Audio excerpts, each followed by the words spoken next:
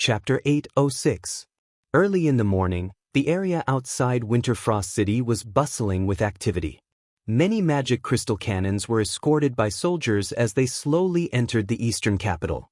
Lin Muyu and Tang Xiaoxi stood on the city gate tower, watching as the magic crystal cannons entered the city one by one.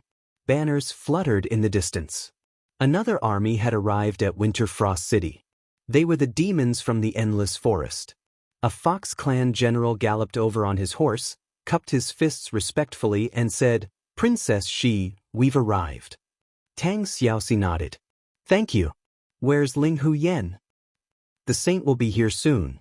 Set up Camp 5 Lease to the south of Winterfrost City. Later on, the supplies department will head over to calculate all the demon army's needs and provide them to you. But if there's anything inappropriate, you can report to me." "Yes, Your Highness." Feng Jixing looked at the demon army in the distance with a solemn expression, pursed his lips, and said, "I hope that the demons' arrival will be able to turn the tides of this war. How many magic crystal cannons do we still have that haven't been shipped over?" "There's still quite a lot," Qin Xiling said respectfully. "Prince Xian, you've also seen it. The magic crystal cannons that entered the city earlier are all huge cannons with a diameter of 80 centimeters. They are the most powerful among the magic crystal cannons we have. A single cannon shot can flatten a small mountain. Therefore, these magic crystal cannons basically require 10 short carriages to move. It's very labor-intensive. Otherwise, logically speaking, they would have arrived at the eastern capital 10 days ago." "How's the situation with the defenses along the coast?" Feng Jixing asked. "Everything is in place," Qin Xiling said with a smile. "We've set up enough magic crystal cannons at all the ports that can reach the coast. Their firing range can extend to at least 1 li out into the sea. If the enemy wishes to forcefully land, they'll have a taste of the prowess of the magic crystal cannons." "All right." Feng Jixing smiled. "I'm relieved now. I've already mastered the 9 Heavens Vajra barrier. When should we spar? Use 50% of your strength." "You've already mastered the 9 Heavens Vajra barrier?" Lin Muyu was stunned. "Yeah." Feng Jixing's face was full of smiles as he muttered to himself softly. Suddenly, a faint golden wall of light surrounded his body. Sure enough, it gave people an exceptionally honest feeling. The highest realm of the diamond body protection was not fake. The Vajra barrier, the 8th Heavens God Force barrier, and the 9th Heavens Battle Vajra all required God Force as the source of energy. Before this, Feng Jixing hadn't stepped into the God realm, so he was unable to cultivate them. Now that he had obtained the Forged Immortal Lattice, he was able to cultivate them in one go. At this moment, in terms of defense, he was probably on par with Lin Muyu, who had the Gourd Wall and the Supreme Being Lattice. Let's spar again when we have time." Lin Muyu smiled with relief, but she secretly sighed that she didn't have enough energy. Just practicing the star tactics and the cultivation of spirit tactics was enough to make her tired, and she didn't have time to practice the diamond body fortification. She had no choice. Her cultivation was based on attacking, and every move was fierce. This was probably the price to pay for the strongest attack at the expense of defense. At this moment, a rider flew over from afar and reported, "Reporting to Your Highnesses, there's a situation in the Eastern Sea." Feng Jixing said, "We just received news from Yushu that 3 dragon knights have appeared over 1,000 kilometers east of Blue Wind Harbor. Their flying speed is extremely fast, and according to the speed of the messenger birds, they will arrive at Blue Wind Harbor in less than an hour." "What, an hour?" Feng Jixing was shocked. Lin Muyu asked, "How many troops are stationed at Blue Wind Harbor?" Wei Qiu respectfully cupped his fists. "It's the Courage Dragon Battalion's 20,000 soldiers. In addition, there are close to 20 magic crystal cannons and countless strong bows and hard crossbows.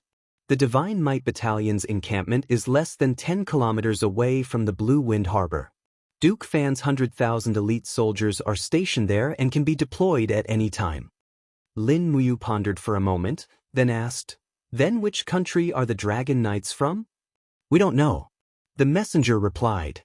Feng Jixing pressed his hand on the hilt of the Crimson Phoenix and said, "Shall we go and meet these Dragon Knights?" Alright.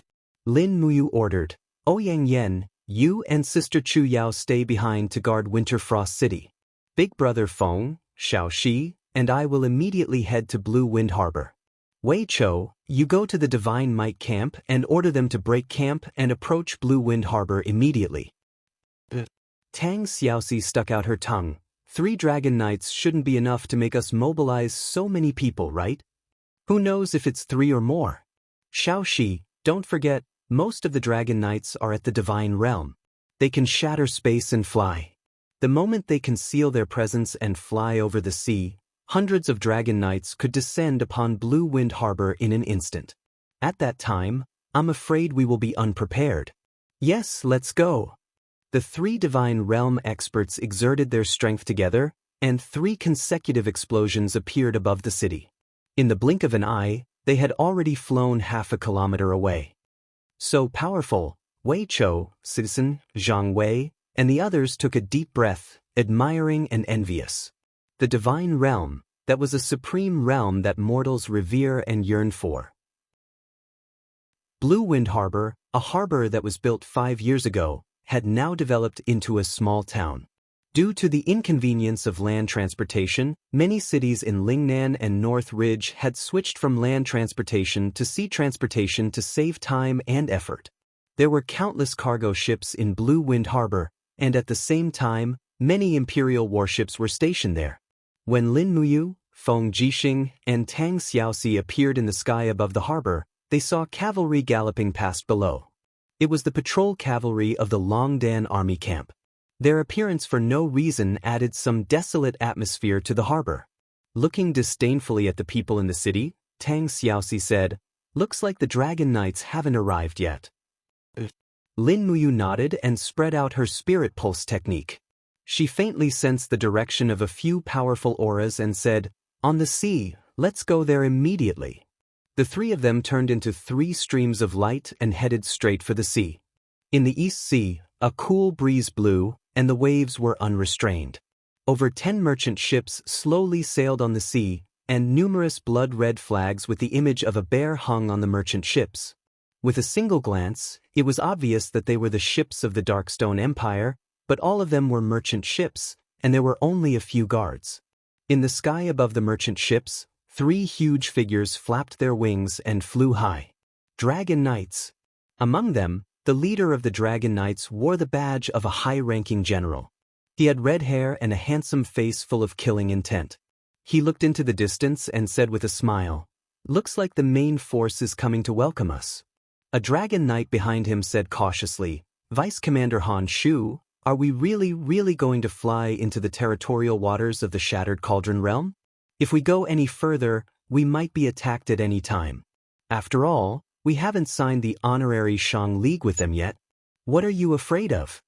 Han Shu had a cold smile on his face. "This time, His Majesty sent us here to give them a warning. Moreover, I also want to experience the strength of the legendary sacred martial venerables of the Shattered Cauldron Realm. But Lord Commander said that we can't fight with them, lest we ruin our plans." "Shut up. A general can't obey the Emperor's orders in battle. Don't you understand such a simple logic? If Lin Muyu and Feng Jixing attack us, are we just going to sit and wait for death? Calm down, they will be here soon." "Yes." The 2 Dragon Knights behind him grabbed the reins together and caressed the neck of the huge dragon, comforting it and calming it down. Swish, swish, swish. 3 streams of light tore through the sky at an extremely fast speed. In the blink of an eye, 3 people wearing magnificent brocade cloaks appeared in the sky ahead. They were Lin Muyu, Feng Jixing, and Tang Xiaoxi. Dang! The Ice Origin sword was unsheathed and emitted a sharp, buzzing sound. Lin Muyu smiled faintly and said, "The territorial waters of the Qin Empire prohibit any foreign race army from entering. Lord Dragon Knights, please return." Han Shu laughed loudly and cupped his fists. "I believe this must be His Highness Emperor Qin of the Shattered Cauldron Realm?" "Yes, and you are?" "I am Han Shu, the Vice Commander and Dragon Knight of the Blackstone Empire, one of the sacred martial kings of the Empire. Greetings, His Highness Emperor Qin." "So it's Lord Han Shu." Lin Muyu returned the greeting and said with a smile, "May I know why Lord Han Shu has come all the way to the territorial waters of the Qin Empire?" Han Shu said, "It's nothing much. It's just that your highness has seen it for yourself. These over 10 warships are filled with platinum and silver produced in our Blackstone Empire. His Majesty, the sacred martial emperor of the Blackstone Empire, has over 10 princesses and has long admired the exquisite brocade of the Shattered Cauldron realm. His Majesty dotes on the princesses and thus wishes to use these gold and silver to exchange for some brocade and satin to make some nice clothes for the princesses. We Dragon Knights have been ordered to escort this batch of precious resources. Your Highness, please let us through." Feng Jixing frowned and said, "Even so, we still can't allow foreign armies to enter our territorial waters. Lord Han Shu, please understand. This must be Prince Xen Feng Jixing, right? As expected, he has a dignified appearance." Han Shu stroked the short beard on his chin and said with a smile, "I've long heard that Prince Xen Feng Jixing is proficient in both the pen and the sword. You're well versed in the laws of wind, fire, and thunder, and your peerless saber arts are unparalleled in the world." He narrowed his eyes. "Since Prince Xian doesn't agree to our request, then in order to show the friendship between our two countries, why don't we spar with martial arts and seek your highness guidance? This way, I, Han Shu, won't have to return empty-handed. At the very least, I'll be able to witness the demeanor of a hero from the Shattered Cauldron realm." Feng Jixing's gaze was cold, and his two sabers were already enshrouded with gales and killing intent. "Wait a minute." Lin Muyu stopped their plan to spar and said with a smile, "Lord Han Shu, you're an expert at the sacred martial king realm while Big Brother Feng has only just stepped into the 17th level of the Grotto Heaven realm. If you challenge Big Brother Feng with your 57th level of the Grotto Heaven realm, won't you be seen as bullying the weak? I believe that the Blackstone Dragon Knights are righteous people and wouldn't do such a despicable thing, right?" It was true that Feng Jixing was definitely not a match for Han Shu. This was something that he himself was very clear about. Han Shu clenched his fists and said with a faint smile, "Then what does His Highness Prince Qin mean?" Lin Muyu smiled and said, "Prince Xen is my elder brother and is stronger than me. I can only be considered second in the Qin Empire. Lord Han Shu, 3 people have come this time around. Why don't you choose the second strongest among you to spar with me? How about it?" Han Shu was stunned. The gaze of a dragon knight who wore dark green armor behind him turned cold as he said, "Deputy Commander, since His Highness Prince Qin has issued a challenge, then we have no choice but to accept it." "Gao Lian, think carefully. He's Lin Muyu," Han Shu said with a disdainful gaze. "I know the pros and cons, Deputy Commander, please rest assured." "All right then." Chapter 807. I am Gao Lian, the leader of the Black Rock Dragon Cavalry's 9th Squad. I am also a Dragon Rider General and a Martial King. Gao Lian held his dragon spear. His eyes filled with arrogance as he smiled and said, "Your Highness, please enlighten me." Gao Lian's body pulsed with a total of 31 waves of divinity. He was a cultivator who had just stepped into the Martial King realm. Lin Muyu lowered her sword and silently looked at her opponent. Gao Lian wasn't that scary. Lin Muyu had already reached the Grotto Heaven realm and wasn't too far away from her opponent. Furthermore, with the strength of her supreme godhead, she might even be able to win. What was scary was Han Shu, who was standing behind Gao Lian. If Gao Lian lost, Han Shu would definitely make a move. At that time, it would be impossible to resolve the situation. However, they had no choice but to make a move. As long as they showed weakness, with Han Shu's ruthless style, he might just kill all 3 of them. Lin Muyu had no other choice. "Please enlighten me, Your Highness." Gao Lian raised his dragon spear and suddenly roared. He rode on his dragon and flew over. The dragon spear turned into a sharp cone that carried a whirlwind and pierced straight towards Lin Muyu's chest. It was extremely fast and ruthless. Clang! Sparks flew everywhere. Almost no one saw how Lin Muyu blocked Gao Lian's attack. She used the fallen star steps in her battle boots, and every step she took caused ripples of blue light to form on the walls of the void. It was a beautiful sight to behold. Lin Muyu's speed was too fast, but she moved in the air as if she was walking on flat ground. In a twirl, she arrived above Gao Lian's head. Her long sword slashed down sharply, and the light was dazzling. "Come at me!" Gao Lian's eyes were burning with fighting spirit. He suddenly flipped the human-dragon unity, twisting it as he waved it. Like a drawn bow, the tip of the bow contained a tremendous force as it flew towards Lin Muyu's blade. Bang! The raging flames collided with the gales, and the strong airflow forced several people in the surroundings to retreat. Even Han Shu and the other Dragon Knight had to retreat slightly on their giant dragons to avoid the shockwaves. Gao Lian's figure flipped, and the giant dragon became incomparably agile. At the same time, the giant dragon's body was enshrouded in a faint azure light, as if it was a star. That was a kind of domain-level power. Once Lin Muyu entered this domain, she would feel as if her feet were stuck in mud, and it was extremely uncomfortable. She had already experienced this ability when she was challenging Lei Wen. The Dragon Defense Spiral was a technique that every Dragon Knight would eventually master. It was an ability that allowed humans and dragons to become one. Once a Dragon Knight mastered the Dragon Defense Spiral, their combat strength would increase exponentially. Roar! The dragon let out an angry roar and bit down on Lin Muyu's leg. "Be careful!" Tang Xiaoxi was so scared that her face turned pale. The giant dragon bit empty air because Lin Muyu actually increased her speed at the critical moment. She turned into a bolt of lightning and flew toward its master with the giant dragon's wings. Her long sword was imbued with star power. 5 mountains descend from the heavens. Gao Lian's killing intent surged. He laughed loudly and raised his dragon spear to parry. Clang! Sparks flew. The two strength was evenly matched, and the 5 mountains descend from the heavens was neutralized just like that.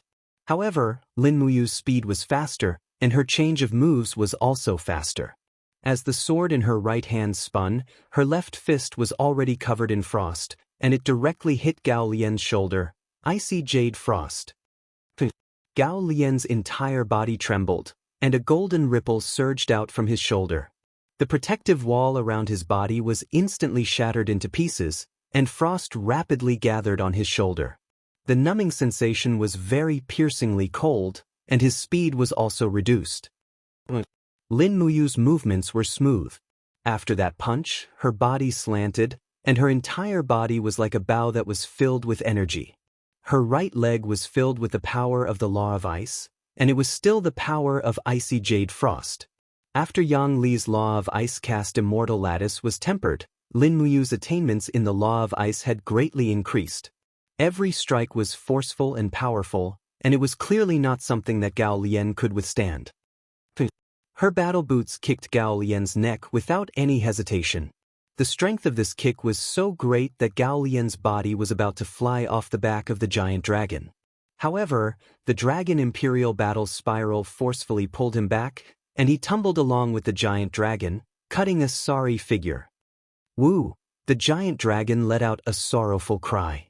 Its master was injured, and it was affected as well. Gao Lian spat out a mouthful of blood, and his neck and shoulders were almost covered in frost. He had lost, and he could no longer fight for a short period of time. His face was flushed red, and no matter what, he never expected this result. Lin Muyu's strength had already shocked him, but what truly made Gao Lian feel defeated was still Lin Muyu's fierce attack method and speed. That was a strength that far surpassed the strength that a martial venerable should have. Vice Captain Gao Lian held onto the giant dragon in shame, and barely managed to not fall. Use the Law of Fire to dispel the frost. Han Shu looked at him coldly and said, "This battle is not your fault. It is the opponent who is too strong." "Yes, Vice Captain." Han Shu steered the giant dragon forward and smiled. "The purpose of this spar is to make friends through martial arts." "Thank you, His Highness King Qin, for your teachings to my subordinate. However, seeing that your Highness's cultivation is so impressive, Han Shu really can't hold it in anymore. Why don't your Highness give me some guidance as well?" The aura in Lin Muyu's body was slowly flowing back, and she said with a smile, "Lord Han Shu, you must be joking." You're a martial king, and I'm a martial venerable. The difference is so great, and I'm no match for you. Han Shu laughed out loud. Your Highness, you're too polite. Since that's the case, why don't we invite His Highness King Qin, His Highness King Xin, and Princess Shi to attack together? How about 3 against 1? 3 against 1? Feng Jixing was stunned. This Han Shu was too arrogant. However, he did indeed have the right to be so arrogant. After all, Han Shu was a super expert who was about to step into the ranks of divine emperors. Once he broke through to the 60th level of heaven, he would be a true divine emperor. Tang Xiaoxi's beautiful eyes narrowed, and she did not say a word. Lin Muyu also fell silent. Han Shu could not help but laugh out loud. It can't be, right? With such a vast territory, could it be that the 3 strongest people in the Shattered Cauldron realm do not dare to join forces to fight against a mere Han Shu? Dang. Feng Jixing drew his 2 sabers and had already made up his mind. You, Princess Shi, don't let the deputy commander of the Blackstone Empire's Dragon Knight troop look down on the Shattered Cauldron realm. Since he wants to fight 1 against 3, then let's do it. Lin Muyu smiled. Alright. Tang Xiaoxi did not use the nation-suppressing whip. Instead, she lowered her hands gently, and streams of intense flames covered her entire body. Her 9-tailed demon fox transformation was about to appear. Everyone make way. Han Shu smiled and said to his 2 subordinates, Don't be affected by my shattering powers. Gao Lian and the other Dragon Knight naturally knew how powerful Han Shu was. As long as Han Shu went all out, it was rare for him to meet a match.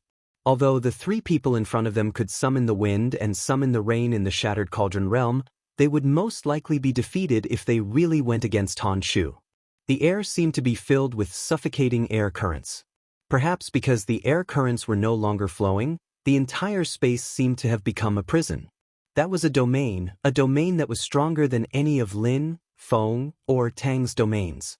Han Shu cupped his fists, rode on the giant dragon, and said with a smile, Han Shu, a cultivator at the 57th level of the Grotto Heaven realm.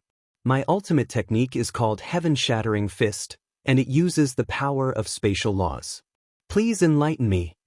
Feng Jixing let out a low yell and took the lead to attack. The Scarlet Phoenix and Azure Dragon created 2 storms and pounced towards their opponents. Ping! When Han Shu raised his fist, the space in front of him froze. With a loud bang, countless cracks appeared in the plane in front of him, as if glass was about to shatter. Feng Jixing's saber force was instantly dispersed. Even the space was destroyed, so what could the power of the wind attribute do? What a terrifying spatial destructive power! Feng Jixing's body spun, and his face was filled with shock. Let's attack together. Lin Muyu didn't care if it was embarrassing or not. She rushed out like lightning, and her sharp sword turned into a golden light, instantly launching a concentrated sword slash at Han Shu's left side. However, Han Shu also responded with heavy punches, and every punch carried the power to destroy the space, completely sealing off Lin Muyu's sword chi. Hula! Flames swept past, and it was Tang Xiaoxi's close combat attack. Her sharp claws were enshrouded in light, and the 9-tailed demon fox's beautiful figure disappeared in a flash. The sharp claws landed on Han Shu's back, but a spatial crack also appeared there, almost perfectly blocking Tang Xiaoxi's attack. Tang Xiaoxi was sent flying by the power of space. Raising her palm, she attacked the dragon's abdomen with a divine array seal from below. Buzz buzz buzz. As if it had sensed the impending danger, the giant dragon let out a roar. Han Shu's arms shook in unison, and a thick dragon imperial battle spiral enveloped the giant dragon. With a loud bang, flames soared into the sky, and Tang Xiaoxi's divine engraving seal was naturally ineffective. Feng Jixing got close and slashed. The Crimson Phoenix was extremely fast, and struck the divine wall in front of Han Shu's chest with lightning. This time, Han Shu's reaction couldn't keep up. He didn't expect Lin, Feng, and Tang San to attack so fast. This strength was not like a Saint Martial Venerable, but a group of monsters from another plane. Rip. Lin Muyu's attack landed on the divine wall almost at the same time. Although it couldn't penetrate the divine wall, It consumed a lot of the divine power that Han Shu used to strengthen the divine wall. Get lost. In a hurry, Han Shu could only attack one person, so he chose the weaker Feng Jixing and heavily punched Feng Jixing's chest. With a loud bang, Feng Jixing flew back 100 meters, his face ashen.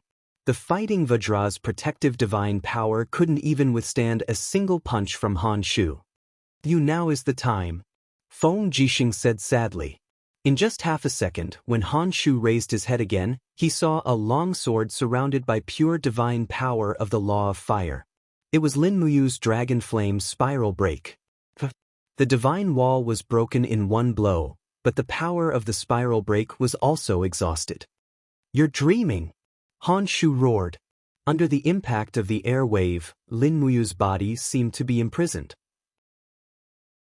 In the next second, Han Shu's iron fist landed on her abdomen, consecutively breaking the dragon blood battle shield and the wall of the gourd, causing Lin Muyu to vomit blood instantly.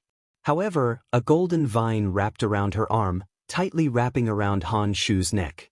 Like a rubber band, Lin Muyu was pulled back in less than 2 seconds after being blasted away. A black arrow appeared in her hand out of nowhere, and she conveniently stabbed it into Han Shu's neck. Blood splattered, and Han Shu was instantly stunned. The divine power in his body was quickly blocked and drained away. In the blink of an eye, he almost lost all his strength. Demon Heart Arrow? Han Shu stared at Lin Muyu, dumbfounded. Chapter 808. Yes, it's indeed the demonic heart arrow. Lin Muyu wiped the blood from the corner of her mouth and said, "It's a treasure found by the merchants of your country. Lord Han Shu, now that your divine power has temporarily disappeared, do you still want to continue fighting?" Han Shu's face was pale. Continuing to fight at this time was simply courting death. Han Shu's divine power had been sealed by the demonic heart arrow, and he could only have the cultivation of the divine sky realm at most. As for the other 2 dragon knights, one was injured, and the other was frightened. They were definitely no match for the 3 people in front of them. The Qin Empire is indeed full of talents. After Han Shu sat on the dragon's neck, he cupped his fists and said, "Thank you for your teachings, your highnesses and Princess Shi. Han Shu will go back and report to His Majesty now. The diplomatic relations between the Blackstone Empire and your country will certainly last for a long time. After the Honorable Shang League is concluded, the major merchant guilds of the Blackstone Empire will send merchant ships. Thank you very much." He was obviously much more polite than before. Lin Muyu didn't want to kill Han Shu. Killing him was a small matter, but attracting the 2 martial god-level experts of the Blackstone Empire would be a big problem. Moreover, this battle was just to make a show of force, so there was no need to kill them all. The Qin Empire needed time to prepare their forces. Then, "Thank you, Lord Han Shu." Lin Muyu looked at the dozen or so merchant ships on the surface of the sea and said, "I will personally escort these merchant ships into Blue Wind Harbor. After they have unloaded their cargo and replenished their food and water supplies, they will return the same way." "Then, what about our cloud brocade?" Gao Lian couldn't help but ask. Lin Muyu smiled. "We naturally have cloud brocade, but it's very expensive, so we can only give you half a ship's worth of cloud brocade and silk." What? Gao Lian was a little angry. "Is cloud brocade more expensive than gold and silver? We have more than a dozen ships with very deep drafts, which are genuine platinum and silver." "Gao Lian." Han Shu suddenly scolded, "Don't be rude to His Highness. Since His Highness said so, he must have good intentions. Half a ship's worth of cloud brocade is fine." "But..." Gao Lian wanted to say something but hesitated. He was stopped by Han Shu's fierce gaze. "Then we won't see you off," Lin Muyu said respectfully. "Goodbye." Han Shu cupped his fists and urged the dragon to fly back. A few minutes later, the dragon had already flown far away. Gao Lian's face was pale as he said, "Vice Captain, we've lost these gold and silver ships just like that. How are we going to explain this to His Majesty when we return? In order to raise this amount of gold and silver, the provincial treasury has been emptied." "Cut the crap." She handed it to Lin Muyu and said, "Here, This is a gift from Sister Chu Yao. A gift? Lin Muyu shook the gourd. There was liquid inside, and after she pulled out the stopper, a strong aroma of wine wafted over. This was flowery wine, which had been brewed for at least 100 years. Tang Xiaoxi explained with a smile. This kind of gourd is only grown in the entire Lanyan city by the Department of Spiritual Medicine. It's called glass gourd and won't wither even in winter. It matures once every 50 years. The surface of the gourd is as hard as iron and can resist flames and sabers. It's an excellent raw material for wine gourd and was originally used to hold medicinal wine. Sister Chu Yao knows that you like the taste of flowery wine, so she packed some and asked me to give it to you. Sister Chu Yao is so considerate. Lin Muyu sighed in admiration and tied the gourd to her waist, but she laughed at herself inwardly. Fortunately, she wasn't very used to fighting with the pear blossom spear. Otherwise, she would be like a reincarnated Lin Chong if she used the gourd on the pear blossom spear. Feng Jixing looked into the distance and said, I really don't understand what the Blackstone Empire is planning. They're just testing us. Lin Muyu said, it's just like fighting a snake. We have to test the waters time and time again before finally delivering the fatal blow. I think this time, Han Shu has figured out our strength and will soon launch an attack. Feng Jixing's eyes turned cold. What would have happened if we had been defeated? Lin Muyu smiled. Han Shu will kill us and take our heads to claim credit. In 3 days at most, all the warships of the Blackstone Empire that are docked on the coast will rush here. Now that the east wind is blowing, their warships will arrive very soon. Feng Jixing clicked his tongue and stood up abruptly. Brother Feng, where are you going? I'm mobilizing the troops of a few counties. I think a full-scale war will break out in half a month. As she spoke, Feng Jixing had already walked away. Lin Muyu untied the gourd and tied it back after drinking a mouthful of liquor. She also stood up and said, Xiao Shi, let's go back to Winterfrost City. In the icebound pole, a barren grassland was gradually shrouded in snow and wind. This grassland was called the Green Plains, and was the warmest place in the entire icebound pole. Every year in the summer and autumn, the ice and snow on the Green Plains would melt, and the trees would sprout and bear some fruits, bringing some vitality to the land. But now, the Green Plains had been occupied by a dense demon army. Countless armor demons were digging the ground in search of potatoes, bugs, rats, and hibernating snakes to fill their stomachs. But even so, they still could not fill their stomachs. Under the imperial canopy, the demon emperor Feng Yuan's aged face was full of vicissitudes. On the side, Feng Jing, who was already a wife, wore a gray robe and closely guarded her father. Feng Ning, on the other hand, wore a snow-white robe and rode a warhorse to inspect the situation of the army. Tuck, tuck, tuck. The sound of hooves approached. It was a messenger. Reporting to your majesty, 132 armor demons have starved to death in the camp today. Marshal Qianfeng has sent a letter saying that no new living territory has been discovered. Got it? You may leave. Feng Yuan gently waved his hand and said, Marshal Shen, how many men and horses do we have left? Shen Baichuan respectfully said, reporting to your majesty, there are 30,000 armor demons and 40,000 Zhongnan iron cavalry left. Most of the Zhongnan iron cavalry have followed Marshal Qianfeng to find new territory. We only have 30,000 armor demons here. Yes, got it. Feng Yuan lightly held his cane and said, what a good Wei Chou. He forced us so badly.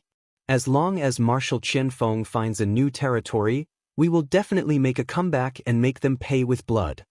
Feng Ning moved her red lips and wanted to say something but stopped. Ning, what's wrong? Feng Yuan glanced at her. Father, Ning thinks that the most important thing is to find a suitable place to live. Revenge is only secondary. We can't overturn the entire god race for revenge. Yes, Father knows what you mean. I know. Feng Yuan closed his eyes. He needed to rest. However, the moment Feng Yuan closed his eyes, a tyrannical aura appeared in the sea of snow in front of him. His body trembled. What's wrong, Your Majesty? Shen Baichuan asked. A strong enemy has arrived in the north. Prepare for battle. Yes. The armor demons raised their weapons and shields. Pairs of bloody eyes stared at the snow in the north. There, groups of giant beasts with scorching auras were descending. Roar, roar, roar. Following the roars and the flapping of giant wings, black figures emerged from the curtain of snow one after another. They were actually dragon riders. Their entire bodies were wrapped in leather robes and armor, but strands of cold light seeped out from within their helmets. Their ice-cold dragon spears were pointed straight at the demon camp. Below the dragon riders was a group of beast cavalry shrouded in the heat of dragon flames.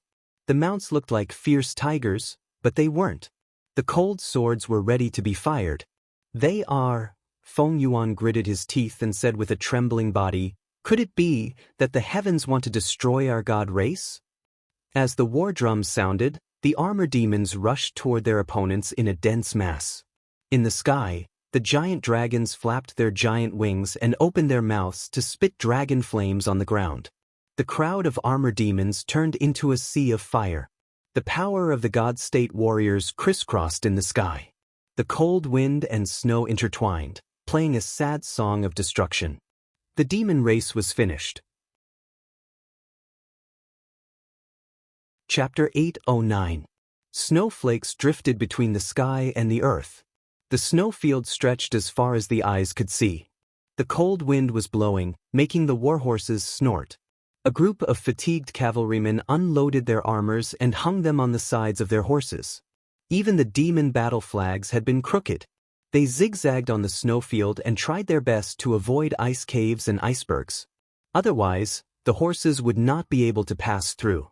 Qianfeng appeared to be especially cold as he tightened the foxskin scarf around his neck with a thick layer of frost on his dashing eyebrows. Frowning, he seemed to have smelled something. At the same time, he quivered all over and stopped where he was. "Marshal, what's wrong?" a deputy general asked. "There seems to be a smell of blood." Qianfeng replied with a tight frown. "Smell of blood?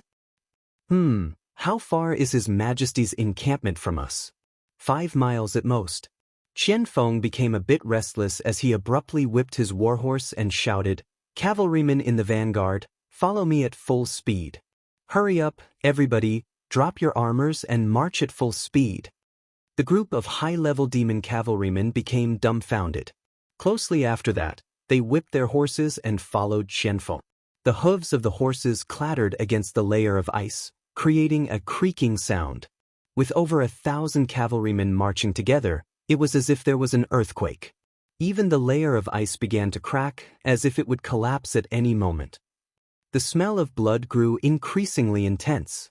When Qianfeng set foot on a piece of unfrozen wasteland, he saw an unforgettable scene. The boundless wasteland was covered with corpses of demons, armored demons, winged demons, and senior demons. Broken limbs were everywhere. Demon battle flags were crooked and broken. Many armored demons' corpses were still burning. The smell of burnt flesh mixed with the smell of blood was very unbearable. "Your Majesty!" "Jingya!" Qianfeng slid off the horse absent-mindedly as he staggered forward. His battle boots stepped into a puddle full of blood, splashing blood all over his body. Behind him, the cavalrymen were all shocked. Looking at the purgatory-like encampment, they were scared out of their wits. This was a nightmarish day for the demon race. It was even more miserable than the fiasco in the 8 wastelands. On this day, the demon race lost their last hope and became a masterless soul on the continent. "Marshal Qianfeng," the deputy general said with a gloomy face. It seemed that Qianfeng had not heard that. Leaning on his long sword, he walked towards the distance step by step. Over there, numerous armored demons' corpses were piled up like mountains. In the center of the corpses were a group of high-level demon guards with long swords. They were lying on the ground in disorder. Some of them had their hearts pierced through, while some had their heads chopped off. They all looked extremely miserable. Jingyu, Qianfeng trod on the blood while his blood-stained cloak was fluttering in the cold wind. He looked pretty embarrassed. There were many corpses of high-level demon guards around him. They were killed for protecting their masters. Armored demons in the periphery were killed for protecting versatile emperor. Right in the center of the battlefield, some headless corpses were lying there quietly. Why did this happen? Chen Feng sat in the blood with gloomy eyes. He held the cold hand of a corpse beside him. The strong wind messed up his long hair. He murmured, "Why? What did Jing'er and Ning'er do? Why did this happen?" He suddenly smiled, and his smile was extremely ferocious. He laughed for a long time. He laughed crazily until tears flowed down his cheeks. "Marshal!" In the air, a winged person shouted, "People are coming from the west. It seems to be a group of people riding dragons. They have launched an attack on us. What should we do?" Qian Feng held the headless corpse of Feng Jing'er and said lightly, "Bury the bodies of His Majesty and the two princes. Leave the 2nd Battalion to resist the enemy. The rest of you retreat with me. We have no food and weapons. We are no match for them." "Who are they?" the Deputy General asked. "That is the emblem of the Tianji Empire." Qian Feng looked into the distance and said, "Retreat." The Deputy General panicked. "Marshal, we have nowhere to retreat. Where can we go?" "8 wastelands. Let's return to the continent." 2 days later, in the eastern capital, Winter Frost City. Although it was already spring, the walls of Winter Frost City were still covered in a thick layer of frost as if it was winter. The soldiers on the walls were breathing into their palms to keep warm. In the distance, on the frozen road, 2 figures on horseback were approaching, carrying a golden flag on their shoulders. It didn't look like a war flag, but more like some kind of envoy's scepter. "Stop or we will shoot." The general in charge of guarding was Zhang Wei. He stepped on the battlement with his saber in hand. He shouted, "Who are you? How dare you come to the eastern capital without permission? You don't look like people from the Shattered Cauldron world." One of the skinny men smiled. "That's right. We are envoys sent by Lord Feng Lan, commander of the Tianji Empire's Longji Corps. We are here to give gifts to His Highness King Qin." "People from the Longji Corps?" Zhang Wei raised his eyebrows. "Isn't the Longji Corps eating meat and drinking wine in the Tianji Empire? What are you doing in the Shattered Cauldron world? Take them down." The small door opened. Dozens of imperial soldiers rushed out and easily took down the 2 envoys. "General Zhang Wei," one of the imperial soldiers said respectfully, "we found a few brocade boxes on their horses. Would you like to take a look?" "Open them." "Yes." When the brocade boxes were opened, Zhang Wei could not help but gasp. The arrogance and perverse look on his face were swept away. He said coldly, "Let's go. Bring them to Lingxi Palace." The sound of horse hooves galloped in the city. Very soon, they arrived at the East Palace. After several days of renovation, the palace looked brand new. Golden inscriptions were engraved on it. The 3 big words, Lingxi Palace, were engraved on the palace door. The name was thought up by Lin Muyu and Feng Jixing together. As for why they named it that way, the 2 of them were not clear. It was probably because of Tang Xiaoxi. A morning meeting was going on in Lingxi Palace. As the commanders of the various corps and the officials of the 3rd, 4th, and 6th divisions were staying in Lingxi Palace, the morning meeting was held very early. A huge sand table was placed in the center of the palace. It was filled with blue chips that represented the military strength of the various corps. However, there were no red chips because no one knew where the military strength of the celestial pole continent was. "Your Highness," Zhang Wei's voice came from outside. "Something bad has happened." "Zhang Wei, what's the matter? Why are you so flustered?" Feng Jixing raised his eyebrows and asked. Zhang Wei strode into the palace on the red carpet and said, "2 envoys who claim to be from the Tianji Empire's Longji Corps have arrived outside the city. They have brought gifts to offer to your Highness you." "This gift? What's the matter? Why are you stuttering?" Lin Muyu said, "Just what kind of gift is it? Bring it here." Zhang Wei waved his hand. 3 imperial guards carried the brocade box into the palace and placed the gift on the king's steps. "Why are you being so mysterious?" "Open it," Tang Xiaoxi said. "Yes." The imperial guards opened the brocade box. Immediately, Tang Xiaoxi, Lin Muyu, Feng Jixing, Qin Yan, and the others were stunned. There were 3 heads in the brocade box. The heads of Feng Yuan, Feng Jing, and Feng Ning. Tang Xiaoxi staggered and fell to the ground. Her mind was blank. She muttered, "How could it be like this? Her Highness Ning, who killed Her Highness Ning, so cruelly?" She burst into tears. She had been trapped in the sky-reaching gorge of the Devil Clan for so long, but it was Feng Ninger who had accompanied her all the time. Who on earth killed such a gentle and graceful girl so cruelly? Her Highness Ning, Lin Muyu's heart was filled with bitterness. Feng Ninger's voice and smile were still vivid in his mind. He took a step forward and knelt on one knee in front of Feng Ninger's head. His voice trembled slightly as he said in a low voice, "Rest in peace, Ning. Are you all right?" Feng Jixing looked at Lin Muyu worriedly, then looked at Tang Xiaoxi. He knew that when they were in Lanyan City, Feng Ninger had expressed her admiration for Lin Muyu.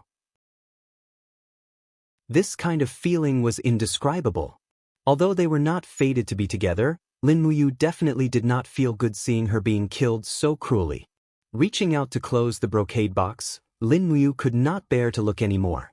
He hugged Tang Xiaoxi's shoulder and helped her up. He said in a cold voice, "Zhang Wei, bring the two envoys in." The two envoys walked in slowly with arrogant expressions. The skinny one did not bow. He raised his head and looked at Lin Muyu. Looking at the rusted gold cloak behind him, he said, "You are Her Highness King Qin, Lin Muyu?"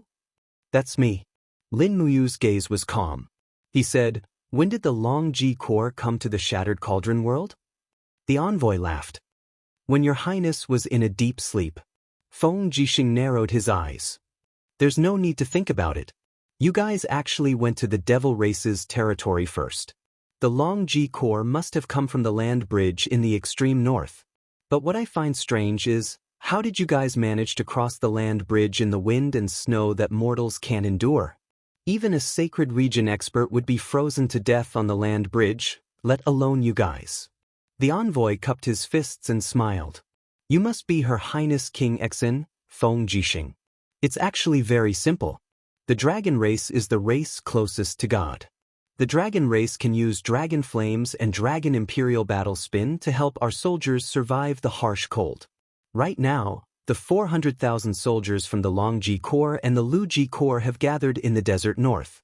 I heard that your country has been at war with the devil race for many years. Our commander, Lord Feng Lan, gave the order to wipe out the devil race to avenge your highness' humiliation. I've received orders to send the heads of the devil race's king and the two princesses as gifts. Your highness, please accept them. Before long, our Tianji Empire's Honorable Shang League will be stationed at your country's port. I hope that we can trade with each other and prosper together. So I should be thanking you guys?" Lin Muyu smiled coldly. "There's no need to thank me." The envoy smiled and said, "As long as your highness King Qin is happy." "No, there's one more thing that can make me even happier." The king of Qin suddenly raised his hand, and a flash of sword light flashed 10 meters away. The envoy was suddenly speechless. His head rolled down from his neck, and his body fell to the ground with a loud crash. Blood splattered on the envoy beside him. "Someone, bring a brocade box and put his head in it. Let another envoy bring his head back to report the completion of the mission. Just say that this is my, Lin Muyu's, gift of thanks. I hope that Commander Feng Lan will accept it." Lin Muyu's voice was cold and brooked no objection. Finally, they still declared war. Feng Jixing muttered to himself for a while and said with a smile, "Although it's only a matter of time." Lin Muyu couldn't help but feel a chill in her heart. She finally understood the meaning of the poem that the second prince of the Celestial Empire, Qin Yu, had given to her. The mountain is high and the river is long, and the journey is long. The light snow has just stopped, and it is raining continuously. Warm wine and chat in the pavilion. Who cares about the endless snow elsewhere? In fact, Qin Yu had long known that the Tianji Empire had sent elite troops across the northern polar land bridge to launch a sneak attack. But why didn't he tell her about it clearly? It was probably because Qin Yu didn't want the Tianji Empire to win, and he didn't want the Shattered Cauldron realm to win either. What he wanted to see the most was a lose-lose situation. When she thought of this, she felt an indescribable chill in her heart. No matter how sinister the world was, It couldn't be more sinister than the human heart. Chapter 8:10. Thank you, Your Highness, for sparing our lives. Another envoy trembled as he held the brocade box containing his comrade's head. He retreated and ran away as if he was afraid that Lin Muyu would suddenly change her mind and order him to be killed. Fang Lan of the Longji Corps only wanted to use the head of the demon race's leader to demonstrate his power, but he didn't expect that Lin Muyu wouldn't be threatened at all. The entire Lingxi palace was silent. No one spoke, only the sound of the guards dragging the corpses away could be heard. Lin Muyu placed her hand on Tang Xiaoxi's shoulder and ordered, "Men, bring the corpses of Feng Yuan, Feng Jing, and Feng Ning down and bury them outside the city. Follow the etiquette of an emperor and bury them together with the dukes and nobles of Winterfrost City in the royal mausoleum." "Yes, Your Highness." The officials were silent. Only one person raised his head. It was Zheng Yifan. He said respectfully, "Your Highness' actions just now were inappropriate. We shouldn't have killed the envoy of the Longji Corps. I'm afraid that the Longji Corps will soon march south." "I know." Lin Muyu nodded. "Duke Fan's teachings are correct. But I really couldn't hold back just now, so I killed that despicable and arrogant person. Now that I've made a huge mistake, I can only take one step at a time." "What does Your Highness plan to do?" Xianxia asked. "Our deployment has been broken." Lin Muyu walked down the steps and pressed the position of the Tong Tian Gorge on the sand table. "Maybe this is the first place to be attacked, not the east coast." Xianxia was shocked. "Then, we must immediately redeploy or else it will be too late." "No, it will be too late." Lin Muyu asked, "Duke Wei, how many troops do we have on the Tong Tian Gorge and the 8 wastelands?" 50,000, a total of 100,000. Wei Chou said concisely. 100,000. Zheng Yifan frowned. The demon race still has tens of thousands of armored demons and steel cavalry, but they still failed at the last step.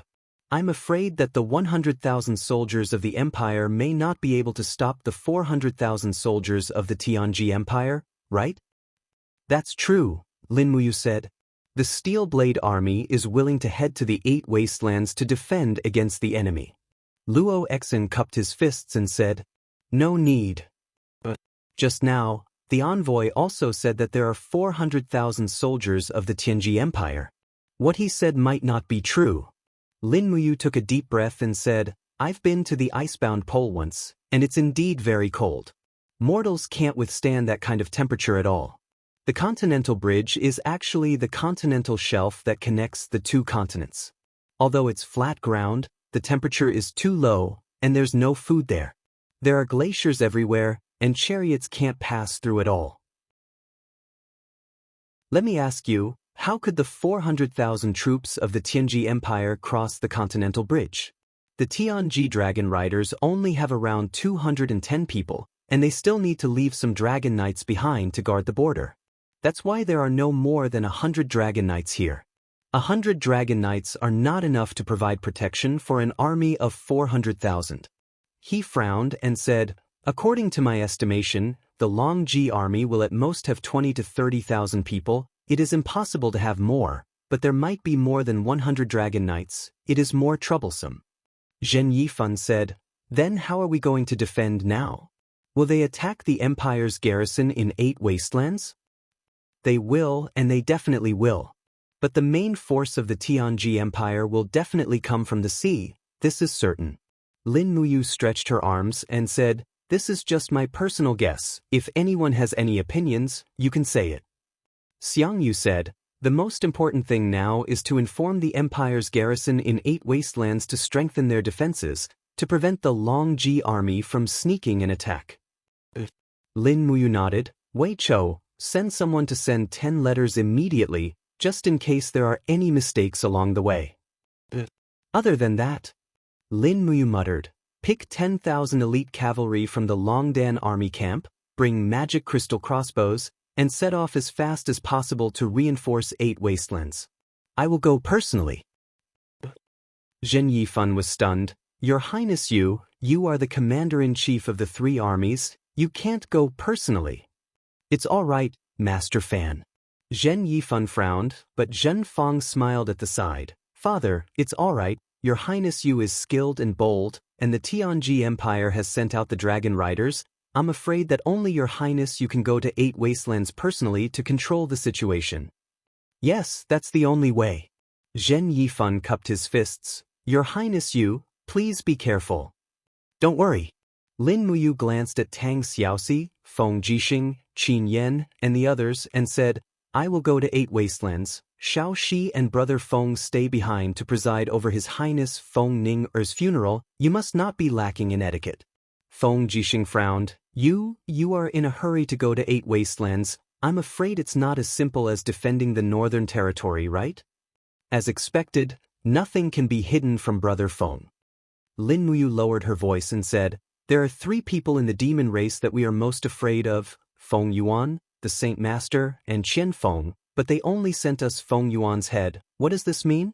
Feng Jixing's body trembled. It means that Qian Feng is still alive? That's right. If Qian Feng is still alive, then I must go to the north. Mu, what do you want to do? Tang Xiaoxi asked worriedly. Fight for all possible friends. You want to rope in Qian Feng? That's right. Qian Feng is a great general talent. The Tianji Empire destroyed his country. This is a great opportunity for us to fight for Qian Feng. If Qian Feng is willing to pledge loyalty to the Qin Empire, then it's like adding wings to a tiger. You're right. Tang Xiaoxi said, Then I'll go with you, at least we can look after each other. Anyway, the eastern capital doesn't need me. Lin Muyu had no choice but to nod. But when we arrive at 8 Wastelands, you have to listen to everything I say. I know. Tang Xiaoxi showed a trace of a smile. After the morning meeting ended, the officials dispersed.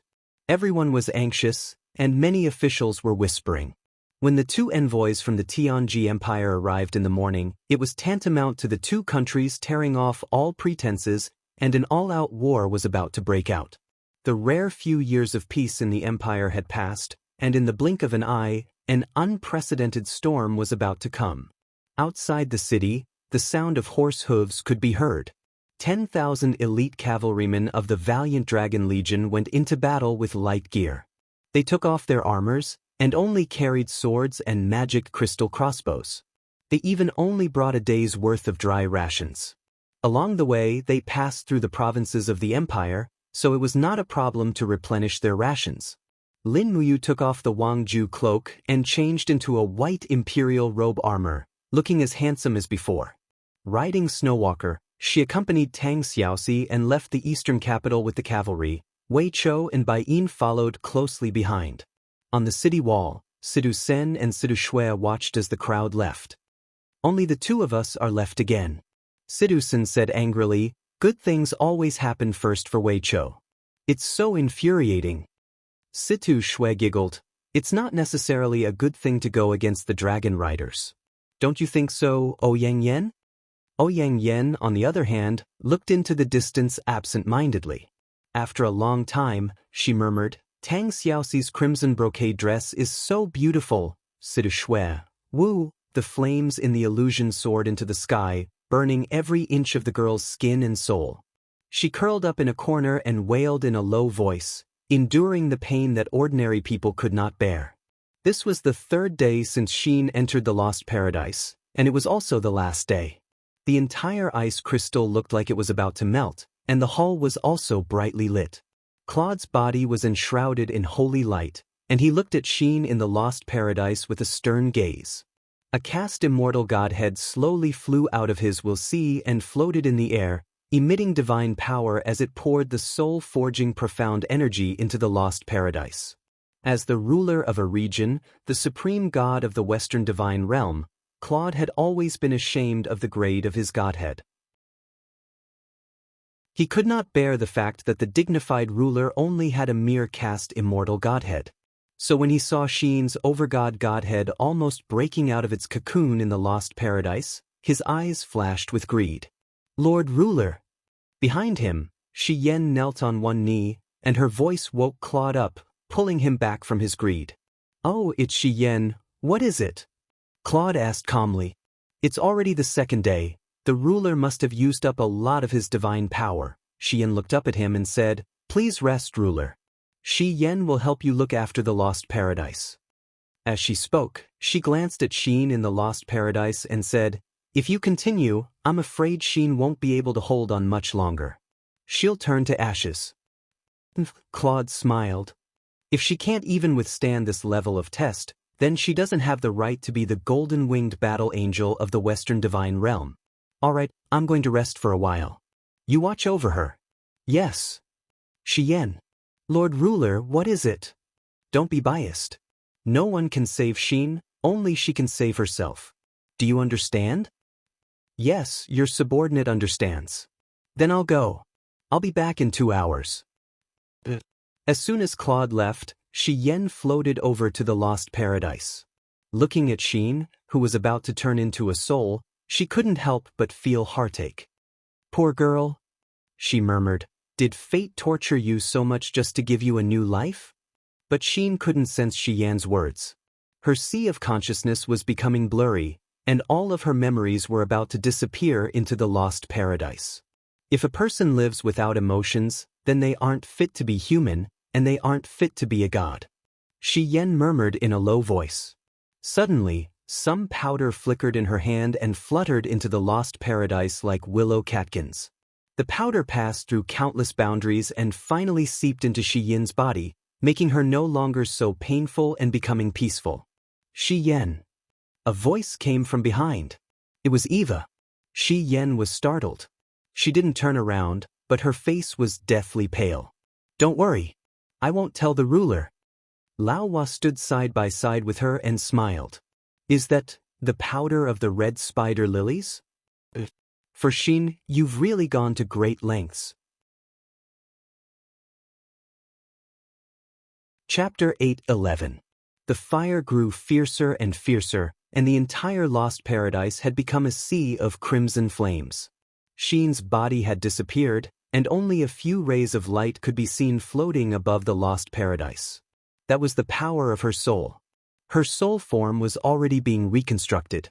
Swoosh, swoosh, swoosh. Outside the hall, radiant angels, strength angels, and energy angels spread their wings and landed. They could feel that Claude's aura was becoming chaotic and violent, so they released their divine power and slowly gathered it into Claude's body. Claude immediately calmed down, and his aura became calm. The crystal in his palm slowly trembled, and the edge of the lost paradise was showing signs of cracking. However, he did not stop, continuing the final process of forging his soul. Shi Yan stood behind Claude, not saying a word, her beautiful face full of worry. Outside, the night was deep, and the moon was getting higher and higher. It was almost midnight. However, what made Shi Yan's heart ache was that the lost paradise had also calmed down, and Xin, who had entered the lost paradise, was completely silent.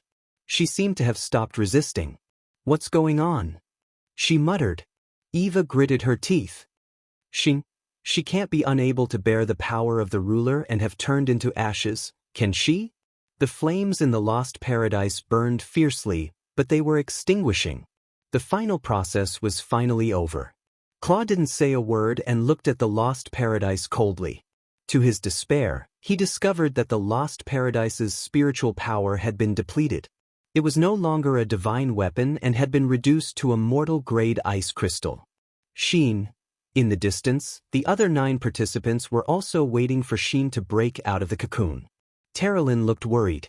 She could also feel that Xin's aura had almost completely disappeared. She's still trash in the end. She can't bear the hope of the divine realm at all, Dora sneered. Terralyn glanced at Dora with hatred. She really did not want to accept this reality. Lake said in a low voice, "It can't be. It can't be. How could Xin die just like that? It can't be." At that moment, Claude let out a low growl. With a flip of his hand, he flipped the lost paradise upside down, causing it to fall to the center of the hall like a small mountain. Boom! Flames soared into the sky, filling the entire lost paradise with flames. However, under the control of the sovereign's power, the flames were quickly extinguished. Amidst the thick smoke, it was a mess. The lost paradise was filled with burn marks. Terralyn was stunned. "She's not dead," Shi Yan's eyes lit up and she couldn't help but cry out in surprise. The dignified blazing angel was so agitated that Li Fei, Kulun, the other instructors, and the group of radiant angel were somewhat dumbfounded. After all, Shi Yan was a famous ice beauty in the Western divine realm. She didn't show her emotions on her face, but now, it was clear that the layer of frost on her face was gradually fading away.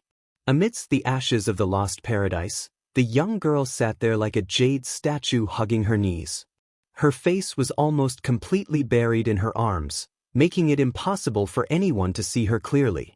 Shi Yin's clothes had been completely burned away, her fair and flawless body was hidden in the ashes, giving off a sense of beauty as if she had just survived a calamity. Shi Yan was already prepared. She flew over and wrapped a white cloak around Xin's body. She said softly, "Xin, are you all right?" Xin didn't speak, but her body was trembling slightly. She raised her head, and her exquisite face was as beautiful as if it had absorbed the spirit of heaven and earth. However, her eyes were closed, and the long eyelashes at the corner of her eyes were surrounded by a faint golden flame. She was trying hard to open her eyes, and her eyelashes were trembling slightly, as if she was in great pain and difficulty. "Something's wrong."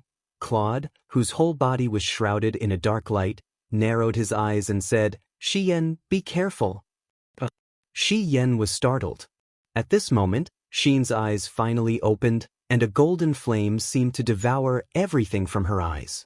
The moment they met her eyes, the radiant angel, the energy angel, and the group of contestants felt as if they had fallen into an ice cave. What kind of eyes were those? People didn't want to see them, and even the gods had to retreat. Under Xin's eyes, people felt that there was nowhere to hide. At the same time, a wave of golden flame quickly swept out with Xin as the center. Boom! Shi Yan cried out in pain, and she used her arms to block her chest. 6 wings spread out behind her. She even had to enter her angel form to resist the impact of Xin's eyes. It was a kind of penetrating power that was a mixture of the law of light and the law of fire. It was very shocking. "Xin, close your eyes." Claude suddenly opened his arms, and suddenly a wall of light appeared, enveloping the impact caused by Xin in the wall of light. There was an endless ping ping ping sound, and Claude's expression became slightly ugly. She closed her eyes, and the moment she closed her eyes, the soul-stirring force field disappeared. Everyone sighed, feeling as if they had just survived a disaster. How could this be? Shi Yan stood a few meters away from Xin in a daze, almost unable to recognize her. "It's the blazing eyes," Eva said calmly. Claude nodded. "Yes, the blazing eyes have reappeared in the heavenly realm." "What's the blazing eyes?" The person who asked was Li Fei, the vice dean of the training field. She had 96 grotto heavens, but she didn't even know about the legend of the blazing eyes. Claude waved his hand and said, "Don't ask. No one is allowed to spread the news about the blazing eyes, or they will be punished by the Western divine realm." Everyone bowed their heads. "Yes, master." Shi Yan murmured, "What now?" "According to the original plan, we'll carry out the banishment tomorrow." Claude's voice sounded like it came from an ice cave. He felt a chill in his heart. He had originally planned to use the lost paradise to train Xin's soul and refine her overgod personality. However, Claude didn't expect her to be so strong-willed. Not only did she endure the destructive flames of the lost paradise, but she also benefited from the disaster and awakened the blazing eyes. The blazing eyes were only a legend in the immortal realm. However, Claude knew that the last person who possessed the blazing eyes became the master of the heavenly realm. What would the Xin in front of him be? Fortunately, Claude was relieved that the soul training was a success. Xin was obedient to him. Even if she had the potential to become the master of the heavenly realm, she was still his dog. Thinking of this, Claude felt a little proud. He said calmly, "Shi Yan, bring Xin to rest. Remember, unless absolutely necessary, do not open the blazing eyes. Do you understand?" With Shi Yan's support, Xin bowed and said, "Yes, master." Claude looked at the crowd again and said, "All of you are dismissed." All participants will come to the hall tomorrow morning to accept the next mission. Dos, stay here. I have arrangements. The crowd left the hall and turned into streaks of light, flying towards the various spirit mountains in the distance. Duo La was dressed in tight-fitting clothes. He stood quietly in the hall and said respectfully, "Master, I'm here." Claude looked at Duo La and activated his divine strategy ability. He could see through everything about Duo La. Duo La was different from Xin. What she wanted was very clear: power and status. However, Claude could not see through Xin. There were always some people in the world that divine strategies could not see through. Claude knew what they were. Duo La, do you want to become a four-winged radiant angel, or even a seraph? Claude asked calmly. Yes, it's my dream. Duo La's gaze became heated. She knew what the master meant by this. However, Claude sneered. Unfortunately, you're just a level 6 battle angel with black wings. You're just a lowly piece of trash. What right do you have to become a seraph? Duo La was startled. However, what she felt was not humiliation. Instead, she felt a kind of excitement. A kind of excitement that was almost twisted. She straightened her body, revealing her pair of peaks. She said, "Because I can complete the mission the master gave me. No matter what the master wants Duo La to do, I'll do it even if I have to give up my life." You're a smart person. Come, these are the artifacts I'm giving you. A faint light condensed in the air in front of Duo La to form two treasures. One was a spear that glowed faintly, and the other was a blood-red dagger. Both of these artifacts contained divine power. They were undoubtedly divine weapons from the Western Heavens realm. These are the Dig Spear and the Dagger of Time. Claude's voice seemed to come from purgatory. He said calmly, "The Dig Spear can pierce through all god walls. Even a god emperor of the 99 heavens would have to respect the Dig Spear. The Dagger of Time can reverse time. It's incomparably sharp. These two treasures are the divine artifacts I'm giving you. You need to be careful with them." Duo La held the two divine artifacts. Her voice trembled with excitement. She said, "Master, please grant Duo La a mission." "Heh, you're indeed very smart." Claude shrugged and said, "I'll send 10 of you to form a small team. Tomorrow, you'll be expelled from the divine realm and become wandering gods of the lower realm. You'll complete the mission I'm giving you. In the process of completing the mission, if Xin does anything disloyal to the Western divine realm, you're free to judge. But remember, don't let her open her eyes. If Xin uses the eyes of blazing dawn against you, you'll have to use the Dagger of Time to deal with it. Remember, if you want to kill Xin, you'll have to use the Dagger of Time to blind her eyes of blazing dawn. Otherwise, you'll never succeed. Use the Dig Spear and the Dagger of Time well. I wish you success." "Yes. But you must also remember that Xin is the hope of the Western divine realm. If she remains loyal to me, you mustn't harm her. Otherwise, I won't let you off." Duo La couldn't help but feel a chill in her heart. She knelt down respectfully and said, "Duo La will remember the master's teachings. Don't worry, Duo La will definitely complete the mission." Claude smiled faintly. "You and Xin are both candidates for the Blazing Angels. However, you still need more training. At the very least, it'll take 100 years. At the very most, it'll take 10,000 years. Go and have a good rest. Tomorrow will be the day you'll be the center of attention." "Yes." Putting the Dagger of Time into the leather pouch at her waist, Duo La carried the dazzling spear and leaped out of the shrine. Like a meteor, she fell towards the training field. Only Claude was left in the empty shrine. His eyes suddenly became a little dazed. He looked at the stars in the sky and murmured, "Eyes of blazing dawn, eyes of blazing dawn. Is this my fate?" Chapter 8:12. Moonlight shone on the floor tiles of the room like water. The girl sat quietly by the bed, her eyes still closed. This was Shi Yan's residence. The Blazing Angel's residence was very quiet, just like Shi Yan herself. Shi Yan sat by the round table in the room, holding the stellar sword. Her fingertips brushed across the blade, constantly sharpening it, causing sparks to fly. She was actually sharpening the sword for Xin. The room was silent, only the sound of sharpening the sword could be heard. "How do you feel?" After a long time, Xian suddenly asked. "Lady Xian, what kind of feeling are you asking about?" Xin respectfully asked. But her respect made Xian feel a little unfamiliar. She frowned and said, "The feeling after obtaining the eyes of blazing light."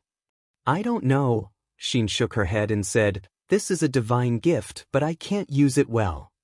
The eyes of blazing light is very destructive. It's better not to use it if possible."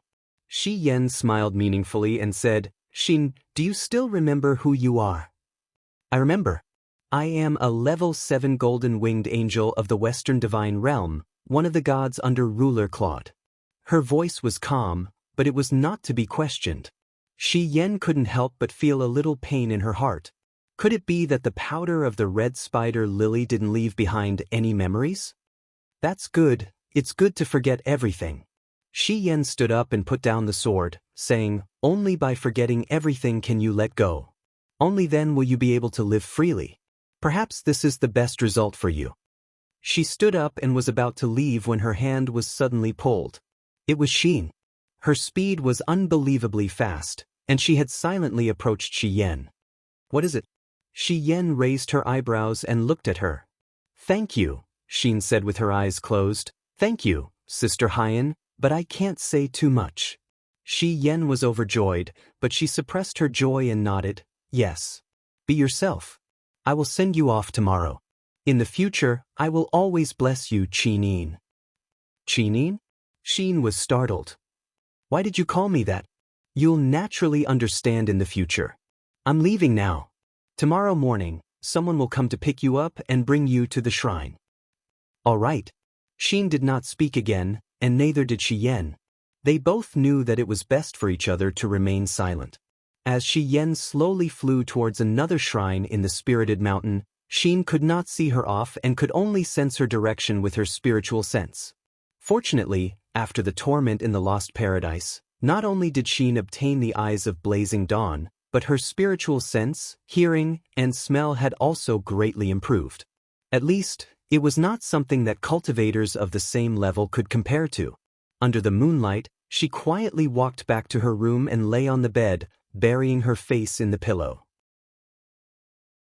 She did not dare to open her eyes, afraid that if she opened her eyes, everything she treasured would turn into ashes.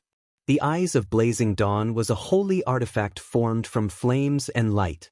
It could destroy everything and control the universe, but it was also a curse. If she had a choice, she would definitely not want this pair of eyes of blazing dawn. The next morning, the shrine was very lively.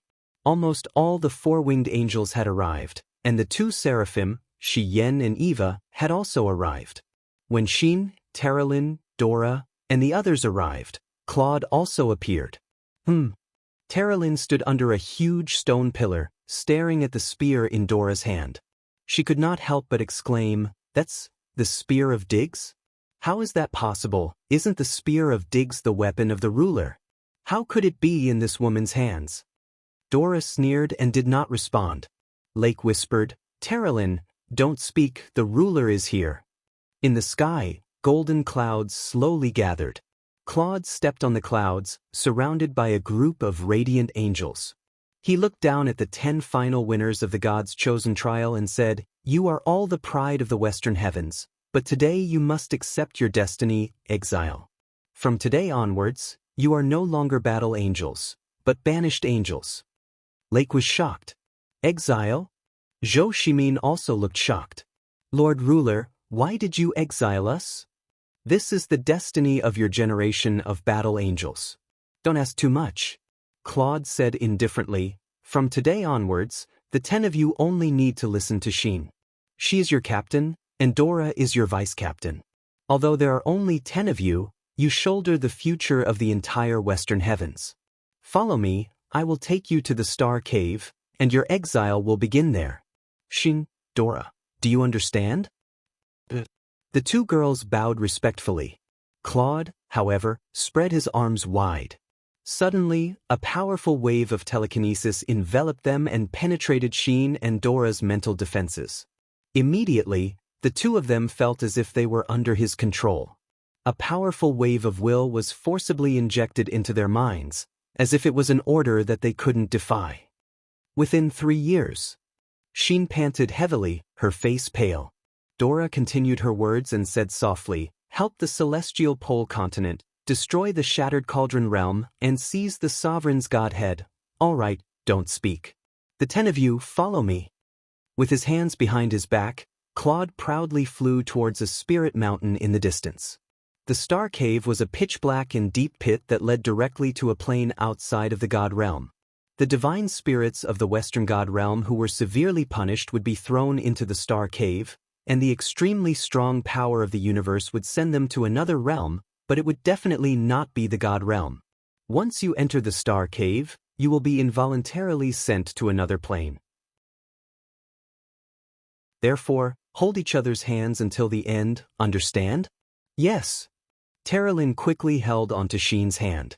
Lake originally wanted to hold Xian's hand, but he did not get a response, so he could only hold onto Terralyn resentfully.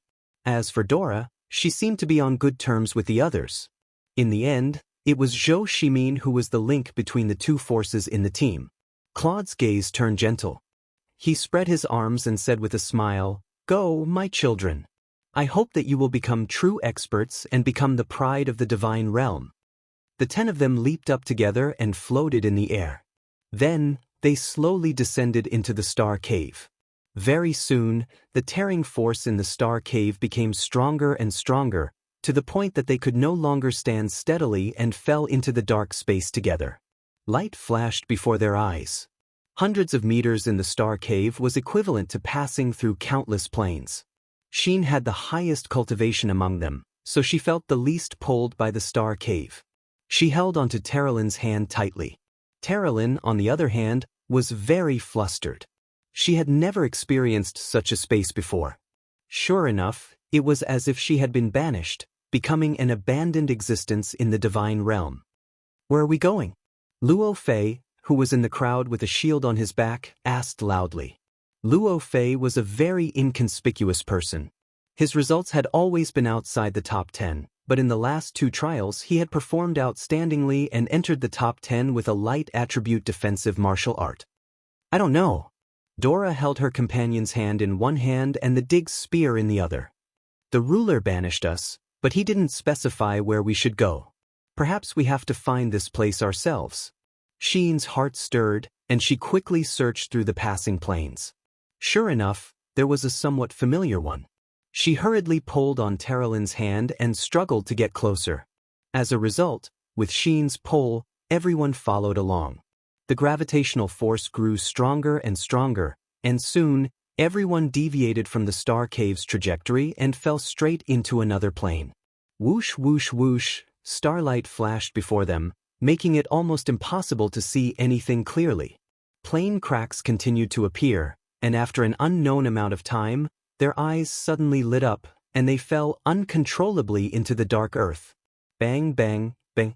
Even if he was a well-known figure in the god realm, he still fell flat on his back from the powerful impact. Xian maintained a posture of landing on one knee. She could be considered the least battered among the group. She closed her eyes and sensed her surroundings. Not far away, a black mountain stood in the wasteland, and it was very familiar. This was the Black Mountain. This was the land of exile. Xian was overjoyed. As expected, she found it. "Where is this?" Another girl among the 10, Dory, asked blankly. Dory was a candidate from a mid-tier family and ranked 10th in terms of results. She was also the one with the lowest cultivation in the group, so she chose Dora. Only by following Dora could she protect herself. "I don't know." Dora's gaze was calm. "But the people in this plane aren't very strong. I can sense them." Xian smiled inwardly. Naturally, they weren't very strong. She had already taken care of the ultimate experts in this plane. "Be careful." Zhou Shimin pointed to the other side of the Black Mountain. "Countless auras have appeared there, and some of them are rather strong. We'd better be careful." Xian, on the other hand, leaped into the air and headed straight for the mountaintop. "Xian, be careful." Lake and Terralyn shouted together. Dora frowned and said calmly, "Our leader is really reckless." On the plains on the other side of the Black Mountain, an army was slowly advancing. The sound of war chariots grinding against the ground was very heavy. A few leaders riding on giant wolves looked around, and the giant wolves under them opened their bloody mouths and let out low growls. Suddenly, a figure appeared on the mountain ridge, attracting everyone's attention. "Who is that?" a leader asked with squinted eyes. "No matter who it is, the land of exile doesn't welcome any invaders." Kill her. A few leaders riding on wolves brandished their battle axes and charged up the hill. However, as they approached the other party, they were suddenly stunned. One by one, they slid down from the backs of their wolves and knelt on the ground. They respectfully said, "Your subordinates greet the Dark Moon King." Xian smiled in satisfaction. "I'm back. Gather everyone." "Yes, Dark Moon King." "How impressive." Terralyn couldn't contain her joy. "Xian, is this your army?" "Yes, this is the land of exile," Xian said. Dora raised his eyebrows. "Leader Xian, we don't want to go to the celestial pole continent, but you brought us to the land of exile. What is the meaning of this? The ruler doesn't seem to have this intention." Xian said indifferently, "The celestial pole continent is too far from the immortal realm. Only experts with the cultivation of God Emperor can travel to the celestial pole continent in one go. With our strength, we will only be harmed if we forcefully break through. Moreover, it is said that the Shattered Cauldron realm has a strong army. Since we want to help the celestial pole continent win this war, why don't we lead an army from the land of exile? I am the leader. I have the authority to decide." Dora couldn't refute. He clenched his teeth and didn't say anything. Terralyn looked at the sky, her eyes glowing with a faint golden light. She said, "The passage from here to the Shattered Cauldron realm will connect in about 3 days. We need to wait for the wheel of time to rotate, so we still have 3 days."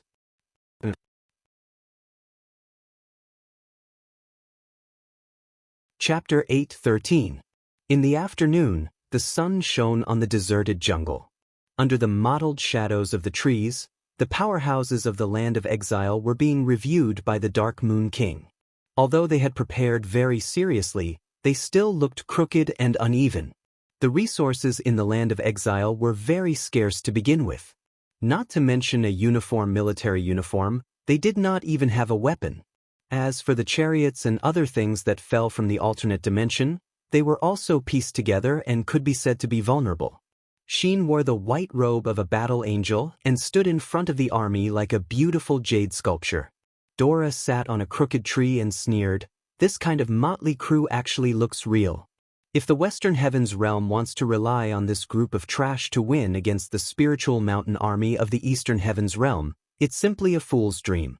I say, Xian, do you really plan to bring these people to the celestial pole continent?" Xian didn't reply and just continued to use his spiritual sense to sense and review the army. A commander-class combatant walked forward and respectfully knelt on the ground. "Your Majesty, a few days ago, a battleship crashed into the Banished Lands from outer space, but their luck was very bad. They crashed into the Black Mountain and were burnt to a crisp. This subordinate has checked, other than the metal plates, the weapons on the battleship have all been destroyed and can no longer be used." "Warship." Xian didn't seem to understand. The leader smiled and said, "So the sky warship is an ultimate weapon that can fly in the sky. Except for God, the sky warship is invincible in the universe." "The iron sheets you were talking about?" Xian muttered. "Yes, iron sheets, some useless things," said the leader. "Can these iron sheets travel through dimensions without melting?" asked Xian. "Well." The leader pondered for a moment and said, "I used to be one of the executive officers on a warship. These iron sheets are made of special materials that can withstand the pressure and high temperature of hyperspace teleportation, so they must be able to withstand the baptism of the sand of time when crossing dimensions.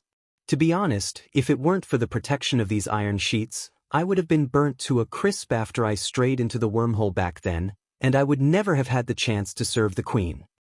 "All right," Xian said, "collect these iron sheets and forge them into large iron boxes, big enough to hold people." "What does the Queen mean?" Xian smiled and explained, I want to take you guys to the celestial pole continent, so I need to make sure that you won't be corroded by the sands of time. Pass down my order to use iron sheets to build metal boxes. My army will be able to travel between planes in these boxes. Each box will contain 100 people, and they will be connected in pairs. We'll set off in 3 days. Those who are unwilling to go will have to remain in the banished land. The leader was stunned. The celestial pole continent? Yes. Does your majesty understand the celestial pole continent? I don't know, but it's said that the celestial pole continent is rich in resources, with countless food and beauties. Wow, go, go, go. We'll follow the queen. We'll have no regrets even if we die. You're really good. Hurry up and forge the boxes. Yes, we'll do our best. Under a tent made of tattered canvas, Dora, Luo Fei, Dory, and the others surrounded a bonfire, bored to death as they watched the food gradually cook over the bonfire. Fortunately, they had brought spare food in their spatial bags. Otherwise, they would have starved to death in a place like the banished land. After all, Dora, Luo Fei, and the others weren't willing to eat the food in the banished land. Xin is gathering his army. Dora looked at the bonfire with a deep gaze and said, "Don't you guys have any ideas?" Dory's thoughts were simple. She said, "Having enough troops is a guarantee of winning a war. Isn't what Xin is doing wrong? Besides, completing the mission and returning to the heavenly realm will be the credit of all of us." You're really simple-minded. Dora glanced at her and said, "Once Xin holds power, can you guarantee that Xin won't try to kill us? After all, if someone dies in the celestial pole continent, even the Lord Ruler might not be able to detect it." Dory was stunned. Another young man who was cutting meat with a dagger raised his head and said with a smile, "Let's not talk about these mobs from the banished lands. In fact, as long as Brother Luo Fei says the word, we can have as many troops as we want." Da Vinci, what do you mean by that? Dora squinted his eyes and smiled. Very simple. Luo Fei is the young master of the Nia family, and the head of the Nia family is a friend of the celestial pole continent's Tianji Empire's emperor, Baiming Yuan. In other words, if Baiming Yuan sees young Master Luo Fei, he'll probably have to call you his nephew. Is that so? Dora smiled sweetly and looked at Luo Fei. Young Master Luo Fei, is that so? Luo Fei frowned and said indifferently, "Xin is the captain of our battle angel team. Moreover, she's a golden-winged battle angel and has awakened the eyes of blazing dawn. In terms of status, she has long surpassed any of us. I feel that it's better not to secretly compete with Xin, lest we end up in a bad situation." What do you mean by that? Could it be that young Master Luo Fei is afraid of Xin? Dora smiled meaningfully. Don't forget, you're the young master of the Nia family. You have millions of troops behind you. Why would you be afraid of a mere Xin? Luo Fei gritted his teeth. Xin is also the sister of the blazing angel Shi Yan. Just based on this, who would dare to offend her? Dora opened her mouth. She was actually speechless. The dancing flames set off her beautiful face, and her mature body under the battle angel uniform was especially alluring. Dora, don't think too much. Give up. Luo Fei's gaze swept across Dora's chest as he said indifferently. Dora smiled. Late at night, the cold wind howled. The night environment in the land of exile was extremely harsh. Wild winds swept up flying rocks and smashed everything around them, so much so that the battle angel team had to activate a divine power barrier to defend against this kind of environment. Luo Fei wrapped himself in a blanket and placed his shield beside him. His ears were filled with the howling of the sand, but he couldn't sleep. He lay behind a rock to hide from the wind, but the sound only grew louder. After tossing and turning for a long time, a faint aura suddenly appeared behind Luo Fei. His whole body trembled. There seemed to be 2 lumps of softness pressed against his back. He didn't need to think to know what it was. His father had been very strict since he was a child, forbidding Luo Fei from getting close to women and being distracted. However, Luo Fei was already in his 20s, the age where he was full of vigor. He naturally knew what was behind him.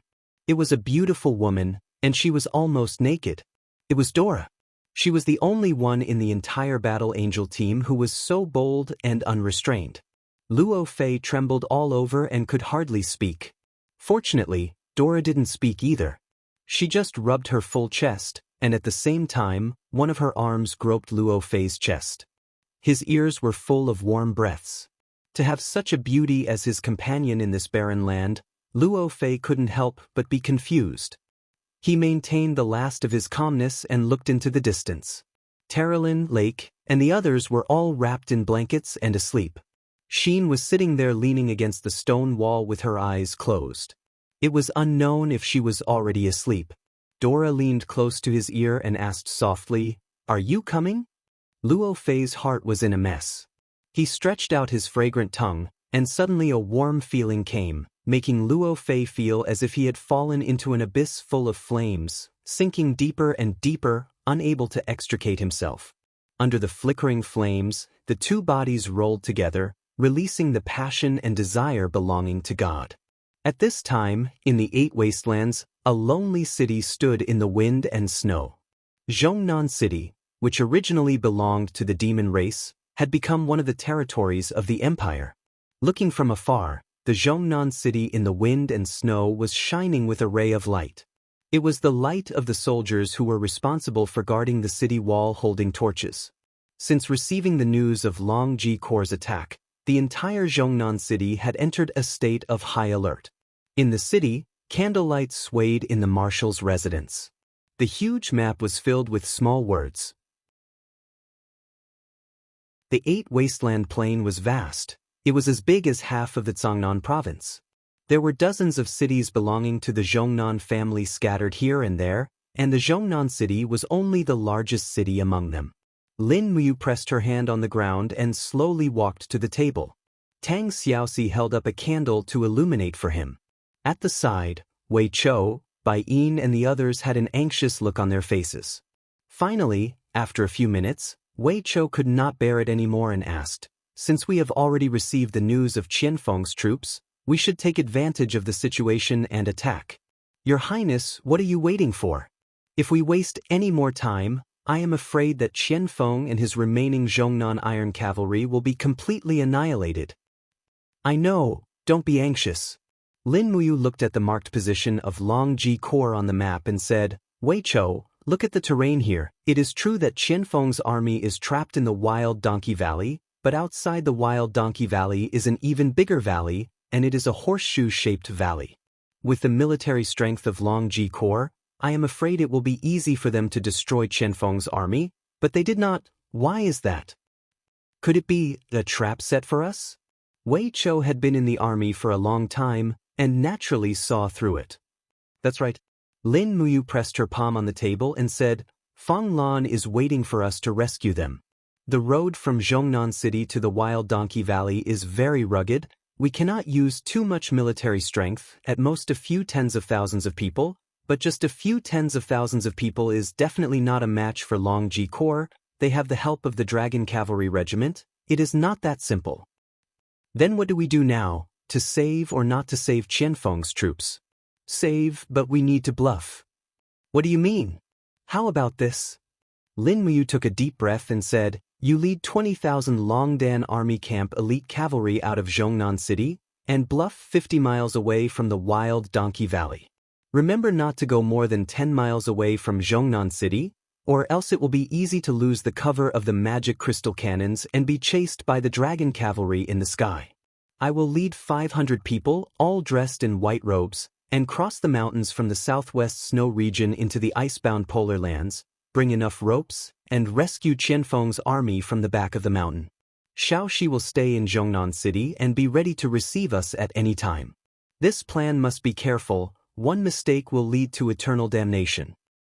"Yes, your subordinate obeys."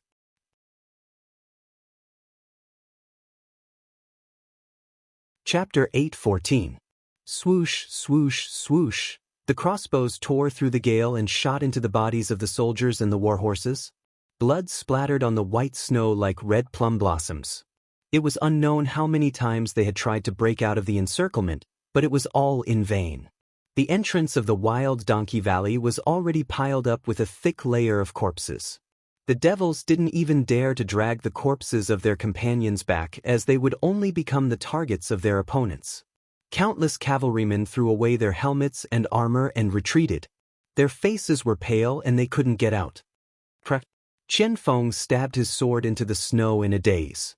His body was extremely weak. The armor from his right shoulder to his heart was split open by the blade of the sword, leaving a long bloody wound. It was obvious that it was forcefully slashed by someone. The person who could cause such serious injuries to Qianfeng, who had stepped into the godly state, must also be a godly state expert. Moreover, Qianfeng's robe had been burnt to only a few dozen centimeters. That was the masterpiece of the dragon's breath. Marshal, we're trapped. The deputy general dismounted his horse and said, "No matter how hard our cavalrymen charge, we can't get out. They have placed many archers at the entrance of the valley. Even if we rush out of this wild donkey valley, I'm afraid that their dragon riders will be waiting for us outside. The arrows of the Zhongnan iron cavalry have been used up. We can't resist the dragon riders at all. We will only become a delicious meal for the dragon if we go." "It's them." Qianfeng knelt in the snow with a dull look in his eyes. He murmured, "They are the ones who killed His Majesty and they are the ones who wiped out the entire Protoss race." A few captaincy looked furious. One by one, they pulled out their swords and said, "Marshal, let's go and fight them. At worst, we will die. At least we will not let down the souls of our fallen brothers." "Do you know who our opponents are?" Qianfeng asked. "I know." The deputy general's voice trembled slightly as he said, "They are from the celestial pole continent on the other side of the East Sea. They are the Tianji Empire's Dragon Cavalry Regiment and Longji Corps. Judging from their path and direction, they must have passed through the entire icebound pole to arrive here. Marshal, let's fight it out with them. This group of bloodthirsty beasts is even more ruthless and tyrannical than the Qin Empire's army. Let's fight it out and avenge His Majesty and the two princes." "No." Qianfeng waved his hand. His lips were a little dry as he said, "How many men do we have left? How many warhorses do we have?" "There are still about 8,000 warriors from the southern plains. Many of their warhorses have been damaged. Once they see the Dragon Knights, the warhorses will be intimidated. Some of the warhorses will even stop moving. Many of them have been lost. Now, there are only about 3,000 of them." "Only 3,000? Qianfeng was at a loss. "These 8,000 warriors are the last hope of our celestial race. If we really go all out, the celestial race will disappear from this continent." The deputy general was taken aback. "Yes, Marshal. Then, what are your plans?" "Has the winged army brought any news?" "Yes, the winged army we sent out was chased by the Dragon Knights in the sky and suffered heavy losses. However, many winged army members still managed to escape. Someone brought back news. A day ago, a team of 10,000 cavalrymen from the Longdan army camp entered Zhongnan City. However, they were too far away, so we couldn't see if Lin Muyu and Wei Chou had come in person." "Only 10,000? Qianfeng leaned against the short pine tree behind him and exhaled a breath of hot air. He said, "Lin Muyu has come? Otherwise, with Wei Chou's nature, he wouldn't have only sent 10,000 soldiers. Moreover, he wouldn't have come so quickly." As he said this, Qianfeng's eyes actually became a little livelier. The deputy general was stunned. "So what if Lin Muyu has come? He is still our mortal enemy. Does the marshal expect Lin Muyu to lend a helping hand and save the last army of our celestial race? No, I won't place my hopes on him." Qianfeng grabbed the blade and his eyes suddenly became determined. He said, "Gather all the remaining winged army warriors and magic crystal detonators. Once the Longji army enters the wild donkey valley, immediately launch a self-detonation attack from both sides. Even if we die, we must let the beasts of the Tianji Empire know that the celestial race won't yield." At dusk, the flags of the Longji army and the Tianji Empire fluttered in the wind outside the wild donkey valley. The Dragon Knights were flying in the air, controlling all the air dominance and also making the demon race unable to move a step. On a slope, the snow was covered with dense horse hoof prints. More than a dozen people dressed in the armor of senior officers were standing on horses on the slope. Among them, a general with a slender chin and a long beard was wearing 5 gold stars on his chest. In the Tianji Empire, 5 gold stars represented supreme power. Apart from the emperor and the marshal, only commander-level officers and nobles could wear 5 gold stars. Needless to say, this person was the commander of the Longji Corps, Fong Lan. Behind Fong Lan, 3 deputy commanders wearing 4 gold stars looked coldly at the wild Donkey Valley in the distance. In the air, a mighty and steady dragon knight was sitting on the back of a dragon. It was none other than the dragon knight Su Chuan. No one knew that Su Chuan had actually come to the Shattered Cauldron world. They are already cornered beasts. Fong Lan held the iron spear and said with a smile, "The legendary demon race that almost destroyed the Qin Empire seems to be nothing more than this. Lord Su Chuan, when do you think is the best time for us to attack?" Su Chuan stroked his beard and said, "Commander Fong Lan is the commander of this army. Everything is up to you." "All right." Fong Lan's eyes were filled with a fierce light as he said, "Attack immediately when it gets dark. Send out 5,000 troops on the ground. The Dragon Knights will cover in the air and guard against their surprise attacks from the sky." At this moment, a rider flew over to report. The warhorse was so fast that the horse's hooves slid a few meters on the snowy ground before it came to a dangerous stop. The scout got off the horse and knelt on one knee. "Lord Commander, Zhongnan City has already sent out their troops. The Longdan army camp has sent out about 20,000 people, and they are all cavalry. They set off 4 hours ago, and they are probably less than 2 hours away from here." Longdan army camp. Fong Lan couldn't help but laugh. "I didn't expect our luck to be so good. We are actually going to clash with the #1 army of the Shattered Cauldron world so soon. 2 hours is enough. After we eliminate the demon race, we will immediately turn around and welcome the Longdan army camp. Alright, have you found out who is leading them? Their flag only has the word Wei and no Lin. It should be Duke Wei Cho who is leading them personally." "Wei Cho?" Fong Lan laughed heartily. "Even a clown like Wei Cho is praised as a famous general in the Shattered Cauldron world. Good. This time, I will let them see the fall of a famous general. Sound the drums immediately. It's getting dark. Launch the attack on the wild Donkey Valley." Yes. The war drums thundered, and the war was about to begin. When the densely packed beast cavalry of the Longji army stepped on the corpses of the demon race and entered the wild Donkey Valley, it also meant that the war was about to end. Roar, roar. The mounts of the tiger leopard cavalry let out sky-piercing roars. The ferocious tigers seemed to be very hungry. One of the mounts opened its mouth and bit off the head of a Zhongnan iron cavalryman's corpse. Then it took a big bite. The white juice mixed with the blood, and the crunching sounds made people's hearts tremble. Since that's the case, then let's attack after we're full. A tiger leopard cavalry leader laughed heartily. The rest of the tiger leopard cavalry followed suit. The ferocious tigers began to devour the corpses of the Zhongnan iron cavalrymen on the spot. The speed at which they ate was very fast. 3 to 5 tiger leopard cavalry surrounded a corpse, and in just 3 to 5 minutes, there were only white bones left. It was a ghastly sight. In less than 10 minutes, hundreds of corpses had been devoured at the entrance of the valley. It was incomparably cruel. "All right, attack." In the air, Su Chuan held the dragon spear in his hand and seemed to be a little impatient. Yes. The tiger leopard cavalry was known as the king of the beast cavalry of the Tianji Empire. However, in front of the dragon cavalry, they were just a group of lackeys on the ground. Therefore, the tiger leopard cavalry was naturally very respectful to Su Chuan, a dragon cavalry general. One after another, they lifted the heads of the tiger leopard cavalry and advanced in a straight line. The air was filled with the sound of the flapping wings of the giant dragons.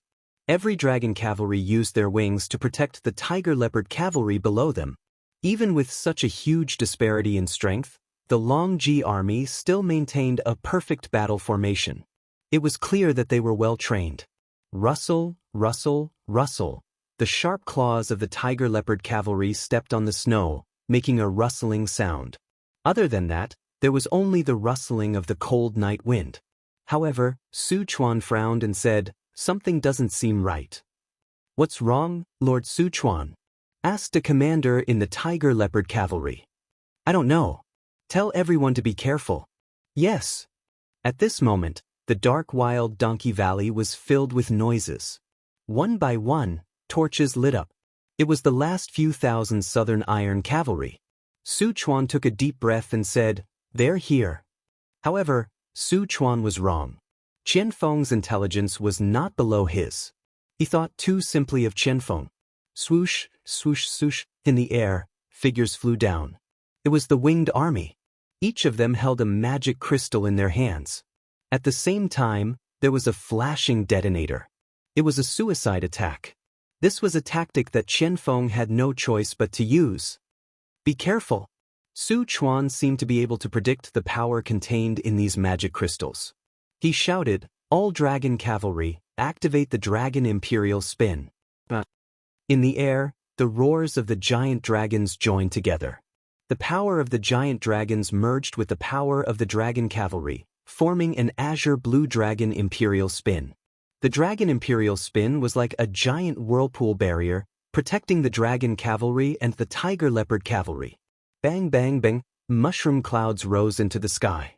Purple lightning instantly lit up the world. The suicidal magic crystal detonation tactic had been completed.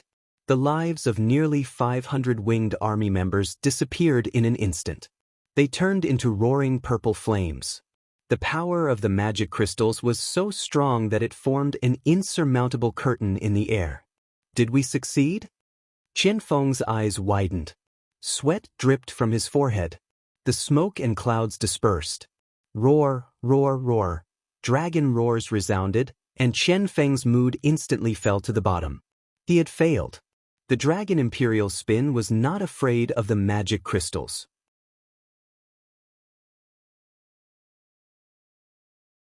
Chapter 8:15. Dragons were the closest existences to gods in the mortal world. Dragons were sacred. Demons were the gathering of evil spirits in the three realms. They were demonic creatures that could unleash the power of extreme yin and evil. Magic crystals came from the earth's mineral veins and were derived from the corpses of demonic creatures. They possessed immense destructive power and impact, causing the magic crystal cannons to be shockingly powerful. However, they were mutually exclusive. Dragons were sacred creatures and were born with the power to rule over demons. Dragon crystals were the crystallization of a dragon's life essence. Any cultivator who could merge with a dragon and cultivate the dragon imperial cyclone would have to combine the essence of the dragon crystal with the divine power of heaven and earth in the human body. That was why the seemingly simple dragon imperial cyclone not only contained divine power, but also the essence of the dragon crystal. The magic crystal cannons could destroy anything, but they were extremely fearful of the dragon crystal and could not touch it at all. When the smoke in the sky dissipated, the dragon riders were still soaring in the sky. The dragon's eyes were burning with hatred. Sichuan raised his dragon spear and laughed. 2 months ago, we knew that the dragon imperial cyclone was a natural counter to the magic crystal cannons. Qianfeng, do you think you can defeat us with mere magic crystals? Warriors of the Longji army. The roars of the tiger leopard riders mixed with the roars of the dragon and shot into the sky. The sound of hooves thundered. The last 3,000 Zhongnan iron cavalry raised their weapons and charged at their opponents. This was their final choice. They would rather die than be humiliated. Qianfeng looked at the dissipating smoke from the magic crystal cannons and took a few steps back in despair. He knelt on the ground. The death of 500 winged warriors was only exchanged for the ridicule of the enemy? For the first time in his life, Qianfeng could no longer see hope. Watching as the Central South Iron Cavalry charged into the opponent's Tiger Leopard Cavalry phalanx and then turned into a pile of charcoal in the dragon flames, Qianfeng felt as if his heart was pierced by thousands of arrows. The demon race was really finished. Right at this moment, a shwa shwa shwa sound came from the precipice behind him. Thick ropes that were over 100 meters long were hanging down from the precipice. Immediately after, a voice sounded in his ear, "Marshal Qianfeng, what are you waiting for? Take your men and abandon the warhorses. Take advantage of the night and secretly move away. You definitely don't want to see the demon race being exterminated, right?" It was Lin Muyu's voice. Qianfeng's throat was a little dry. He wanted to shout but he couldn't. He never thought that Lin Muyu would really come. The enemy was so powerful that they came to the Shattered Cauldron realm with a crushing force. If Lin Muyu made a move, it would mean that the Qin Empire declared war on the Celestial Pole continent. This required a lot of confidence and courage. Qianfeng knew that he did not have this kind of courage. If it was not a last resort, he would never be willing to be the enemy of such a powerful opponent like the Tianji Empire. However, taking a step forward was an abyss, and taking a step back was also an abyss. Qianfeng had no choice but to do so. At the front, the 3,000 Zhongnan Iron Cavalry were desperately resisting the attack of the Tiger Leopard Riders and the Tianji Dragon Riders. Behind them were a group of high-level demon infantrymen who had taken off their armors and were holding steel swords, ready to fight in close combat. Qianfeng had no choice but to do so. "Quick!" He jumped up and pointed at the ropes hanging down from the precipice. He said, "Everyone, climb up the ropes immediately and leave the wild donkey valley." The deputy general was shocked. "But our cavalry is still in front. They are warriors who are loyal to the country. Don't say anything more. Retreat immediately." "Yes." The Zhongnan Iron Cavalry, who were ready to die heroically, grabbed the ropes one after another. Their climbing skills were good. They grabbed the ropes and rushed to the top of the precipice as if they were walking on flat ground. Qianfeng quickly rose up with his sword in hand. Looking from afar, there was almost no one on the precipice. However, if he looked closely, he would find that the people brought by Lin Muyu were all wearing white robes, which blended in with the color of the snow. It was very difficult to notice them. No wonder they could break through the blockade of the Tianji Empire's army and come here. Lin Muyu held her sword in her hand as she stood on the peak of the mountain. She exuded an honest and calm aura. Perhaps only a famous general who had been through hundreds of battles would have such an aura. Qianfeng could not help but be moved. He said in a low voice, "Your Highness, Emperor Qin, Marshal Qianfeng, long time no see. Thank you, Your Highness, for coming to save us. Stop talking. Hurry up and retreat. How many people do you have?" "Only 5,000. So few?" Lin Muyu was stunned. Qianfeng could not help but feel sad. He said, "This is the last 5,000 people of the Shen clan. Your Highness, why did you come to save us?" The cold wind blew and made Lin Muyu's cloak flutter. He was silent for a few seconds and said, "If I didn't come to save you, it would be our turn after the Tianji Empire eliminated the entire Devil clan." Qianfeng's heart trembled. Lin Muyu's short sentence was simple, but it was better than thousands of words. What could be more practical than this sentence? In the face of a common enemy, enemies would often become friends. This was an unchanging truth. Qianfeng had always admired Lin Muyu's character and strategy. In fact, he hoped to have such a friend deep in his heart. However, Qianfeng never thought that the price of becoming friends with Lin Muyu was the destruction of the entire Devil clan. Looking down at the whole wild donkey valley, flames rose to the sky. This was not a fight, but a massacre. The 3,000 Zhongnan Iron Cavalry were no match for the 5,000 Tiger Leopard Cavalry at all. Moreover, they had the help of the invincible Dragon Cavalry. Qianfeng could not help but feel a chill in his heart. Lin Muyu stepped forward and patted his arm gently. She said, "Only by surviving can you have the possibility to wash away your shame. Take your 5,000 people and follow me. Except for the Qin Empire, you have no other way out." "What does your Highness plan to do with us?" Qianfeng's eyes flickered. He said, "I am a member of the Shen clan.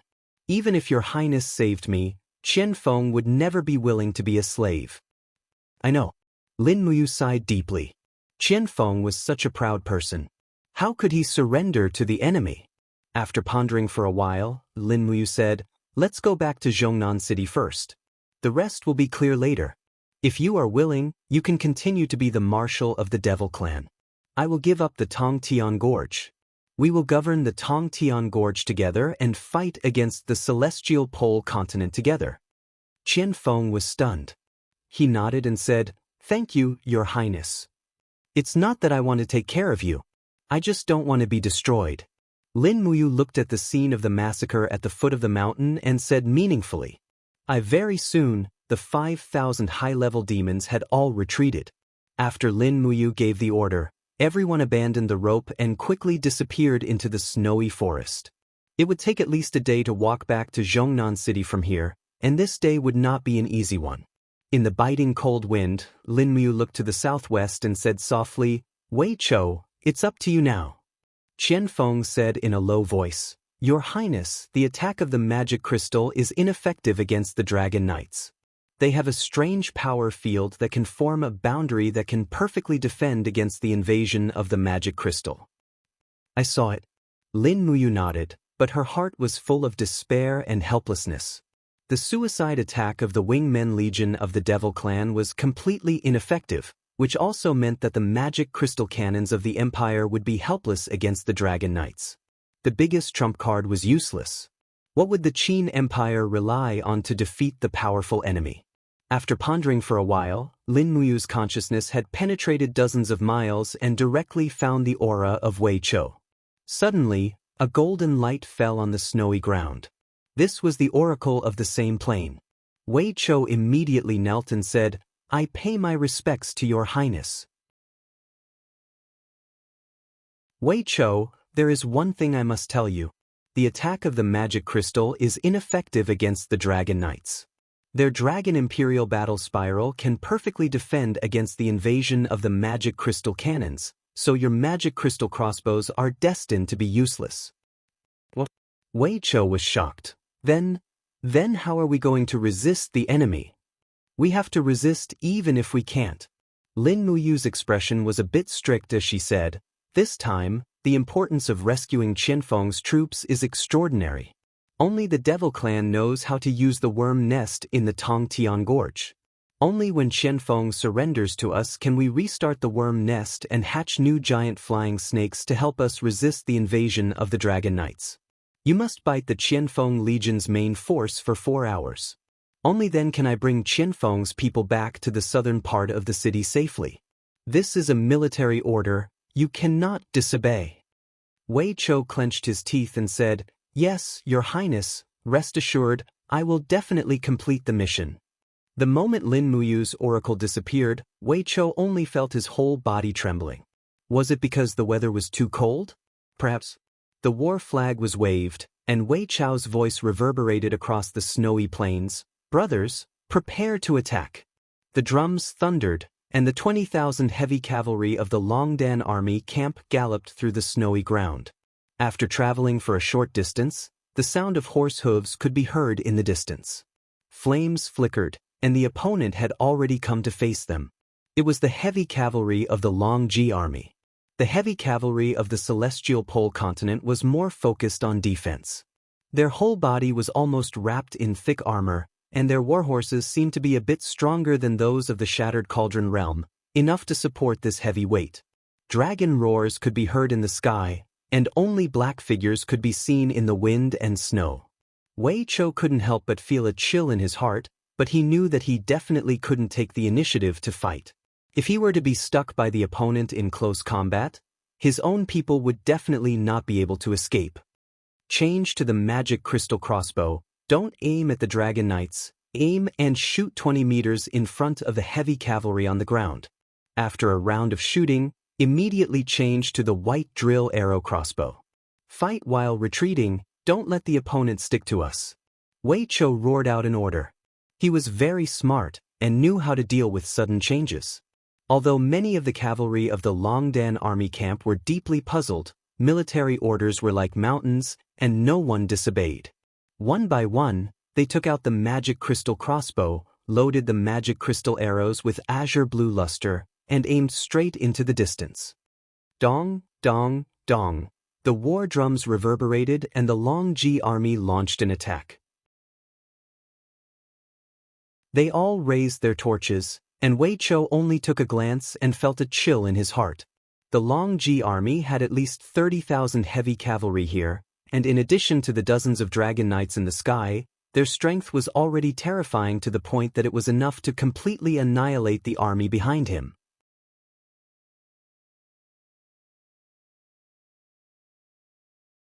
Chapter 8:16. Fire. As Wei Chou roared in a low voice, the magic crystal crossbows shot into the sky one after another, dragging azure flames behind them as they made a sharp chirping sound. However, they were not shooting at the exact position of the opponent, but at the position where the opponent was about to arrive. When the magic crystal crossbows hit the ground one after another, the opponent was still 10 meters away from where they were shooting, and when the heavy cavalry of Long Ji army arrived, the magic crystal crossbows had also been fired. Pung, pung, pung. Streaks of purple flames shot into the sky. Although the power of the magic crystal crossbows was not as powerful as the heavy magic crystal cannons, it was still amazing, especially when the opponent was caught off guard. Along with the roar, hundreds of heavy cavalry at the front were almost instantly engulfed by the light of the magic crystal crossbows. The power of the explosion of the magic crystal was so strong that it directly melted the armor, and the hundreds of heavy cavalry of the Tianji Empire were almost instantly turned into a pile of ashes. Change to the white drill crossbows. Get ready, fire. Wei Chou's order echoed in the air, and it was as if only his voice was left in the entire snowfield. Puff, puff, puff. The white drill crossbows were so sharp that they pierced through the armor of the heavy cavalry at the back, and the snowfield that was engaged in the battle also lost its original whiteness. The rumbling of the horses' hooves was deafening, and it only gave the Longdan army camp a few seconds to shoot. In the blink of an eye, the opponent's heavy cavalry was already close to them in close combat. Turn back, let's go. Wei Chou pulled the reins and led everyone to retreat quickly. However, it seemed that it was a little too late. A dragon's roar came from behind, and the dragon's might swept down like a domain. The horses of the heavy cavalry of the Longdan army camp at the back immediately became anxious, and they stood up crazily, giving up on retreating. Oh my God, what are they doing? Fengxi was stunned. Wei Chou felt a pain in his heart. Ignore them, continue to retreat. Behind them, flames soared into the sky. It was the dragon knight riding on the dragon's breath. Flames shrouded the area. The dragon flame was so powerful that the armor of the empire couldn't withstand it at all. In the blink of an eye, the cavalry of the valiant dragon battalion that was left behind screamed miserably in the flames. They were burned beyond recognition. However, they were elite soldiers who had been through hundreds of battles. In the flames, some of them still jumped off their horses that had lost control and charged toward the enemy's heavy cavalry. Puff, puff, puff. Streaks of sword light flew up, followed by heads falling to the ground. How could infantry withstand the attack of heavy cavalry? In the air, a dragon rider holding a fiery red long blade narrowed his eyes and said indifferently, "First team, follow me and catch up to them. Don't leave a single one alive and kill them all. The rest of the teams will activate the Dragon Imperial Battle Spin to protect the heavy cavalry. The cunning Shattered Cauldron Realm army will continuously use those strange demonic crystal crossbows to exhaust us." It was none other than Lei Wen, and the saber in his hand was the Muddy Fire saber. Dragon roars rang out as 10 dragon knights descended from the sky and landed directly in the center of the Longdan army camp's cavalry regiment. Without any hesitation, they swung their dragon swords and slashed down with divine power. Boom, boom, boom. The earth crumbled and blood danced in the air. No matter how elite the soldiers of the Longdan army camp were, they would not be able to withstand the attack of a god, let alone a god who had a giant dragon as his mount. The formation was quickly cut into several pieces. Wei Chou watched anxiously. He suddenly pulled on the reins, and the demon-devouring bow appeared in his hand. Knocking an arrow, he aimed straight at the dragon rider Lewin in the distance. Whoosh! The arrow transformed into a cold light and flew away at lightning speed. Bang! The sharp arrow collided with the Dragon Imperial battle spiral a few meters in front of Lei Wen and exploded into broken wood and scrap metal. Even the white diamond arrow could do nothing to the divine power wall of a sacred martial king. Courting death. Lei Wen laughed sinisterly and actually turned around and disappeared from the dragon's back, shattering the void. In the next moment, a cold divine power cyclone appeared on the side of Wei Chou, and the muddy fire saber turned into a blazing flame and attacked. Wei Chou saw it clearly, but his opponent's strength and speed were completely above his. There was no time to dodge, and he could only hold the demon-devouring bow and fall from the horse. With a pew sound, a rain of blood fluttered, and the warhorse was directly split into two. Wei Chou pulled out his sword, and his figure flashed. Starlight soared into the sky, and he struck Lei Wen's head with initial starlight. Bang! The cyclone surged, but Lei Wen did not dodge or give way. He raised his head and looked at Wei Chou mockingly. This initial starlight could not break Lei Wen's defense at all. The difference in strength between the two was too big. Lei Wen brazenly stabbed out with his saber, and with a pu sound, it pierced through Wei Chou's shoulder, and the blade came out from his back, dripping with blood. Wei Chou endured the great pain, and his left hand firmly grasped the hilt of his saber. His battle boots kicked out, and he went straight for his opponent's abdomen. After a loud sound, Wei Chou's kick did not break through his opponent's astral wall, but he used the rebound force to pull his body away from the saber. Otherwise, if Lei Wen's saber had slashed downwards, Wei Chou's heart would probably have been split in two. Protect Duke Wei. In the surroundings, a group of soldiers from the Brave Dragon Battalion surrounded him. Their swords and spears were suffused with innate qi and dou qi as they attacked the powerful dragon rider general, Lei Wen. Wei Chou, with the help of his subordinates, rode on another warhorse and quickly left the battlefield. Behind him, flames rose into the sky. Evaporate, you trash! Lei Wen raised his saber and roared.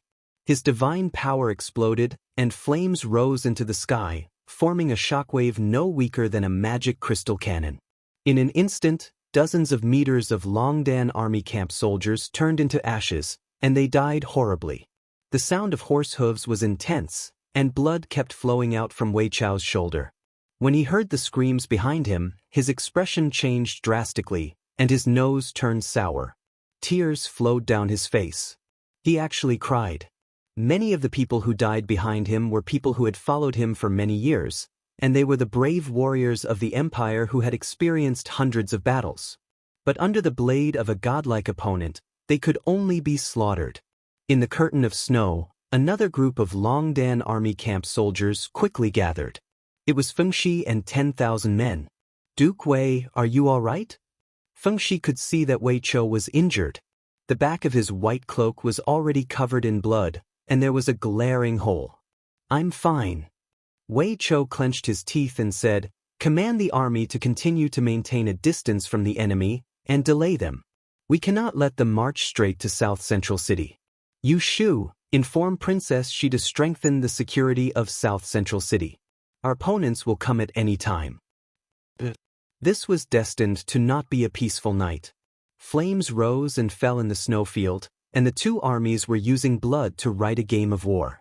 But even if Wei Chou commanded properly, the absolute strength of Long Ji's army made him unable to do anything.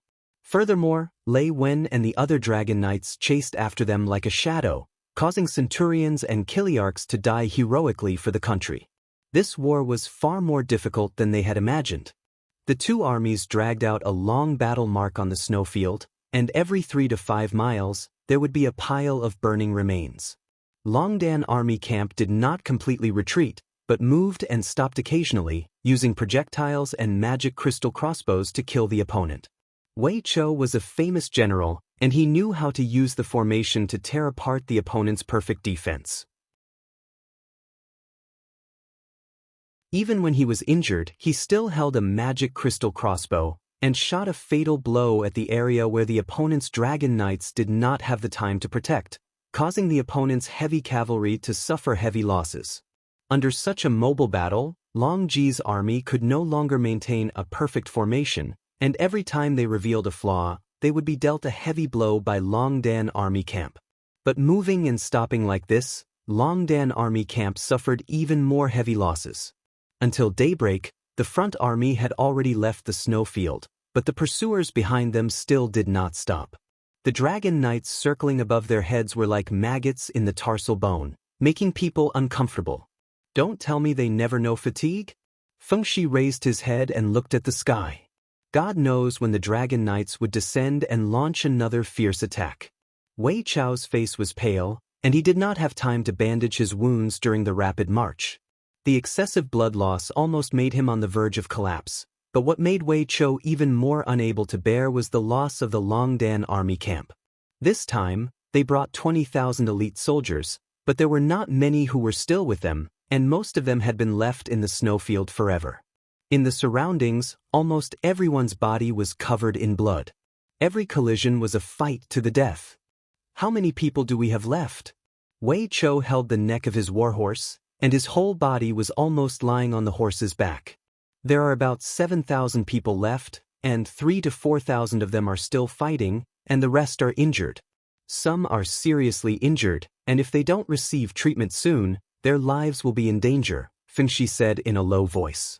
Wei Chao remained silent. He raised his head to look ahead, and said, "We are almost at the south-central city's pass. Let's not stay any longer, let's pass through at full speed, and order the magic crystal cannon at the pass to prepare to fire." But the magic crystal cannons are useless against the dragon knights. Even so, we have to bombard them. Yes, Duke Wei. As if he had spoken too forcefully, Wei Chao suddenly felt a wave of dizziness engulfing him, causing him to fall from his warhorse. Duke Wei! Duke Wei! Everyone panicked. Fengshi jumped off the horse and carried Wei Chao's body and said, "Let's go into the pass." Boom! Boom! Boom! The magic crystal cannons roared and launched a devastating bombardment, but the enemy's heavy cavalry were all unharmed under the protection of the dragon knights. After a full 5 minutes, the Longji army showed signs of retreating. They finally retreated. Fengshi breathed a sigh of relief and looked at the blood stains on the snow and the wounded soldiers of the Longdan army camp who entered the pass, and suddenly he couldn't help but feel bitter. The first battle was like this, how could they fight in the future? What's more, the people sent by the Longji army were just the tip of the iceberg of the 4 major armies of the Tianji Empire. If their 2 million troops came overwhelming, what would the result be? Thinking of this, Fengshi's face was livid. The future was unimaginably cruel.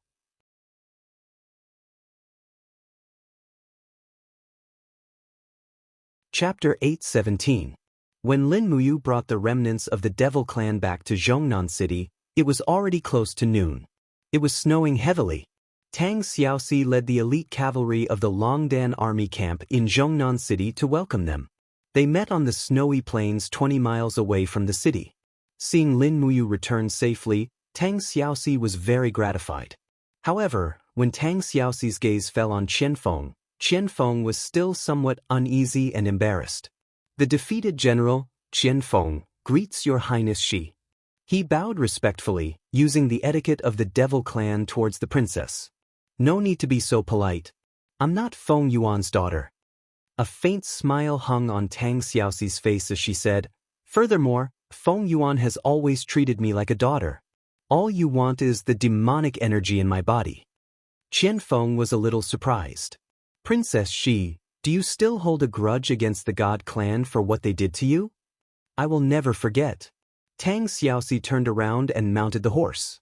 Her red cloak swirled in the flying snow. She turned around and looked deeply at Qian Feng. She said, "If it wasn't for your sacred teacher and Yaoji, I wouldn't have killed Shao Yin. I will never forget this hatred for the rest of my life." Qian Feng, the alliance between the humans and the Devil clan is just Mu's idea. I respect Emperor Qin's wish, but it doesn't mean I don't hate the Devil clan. Qian Feng laughed self-deprecatingly. "That's fine. I am the marshal of the God clan. Now that His Majesty and the 2 princesses are dead with their heads missing, it's not too much for you to vent all your hatred on me, Qian Feng." Lin Muyu walked over holding the reins of the warhorse and reached out to press on Tang Xiaoxi's leg on the horse's back. She said, "Xiaoxi, don't say any more. Times have changed. It's not fair to put the blame on Qianfeng."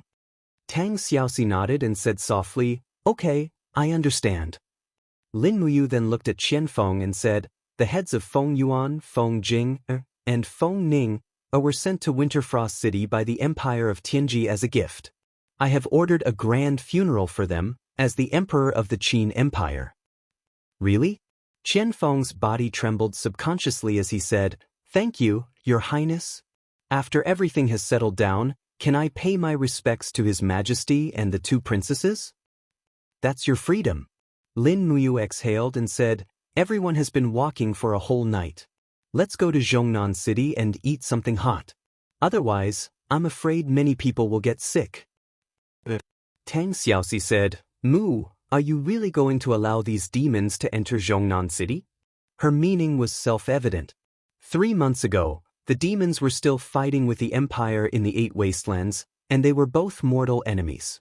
But now, the two armies were going to coexist peacefully. Perhaps many people would not accept this fact. "Xiaoxi, what do you think?"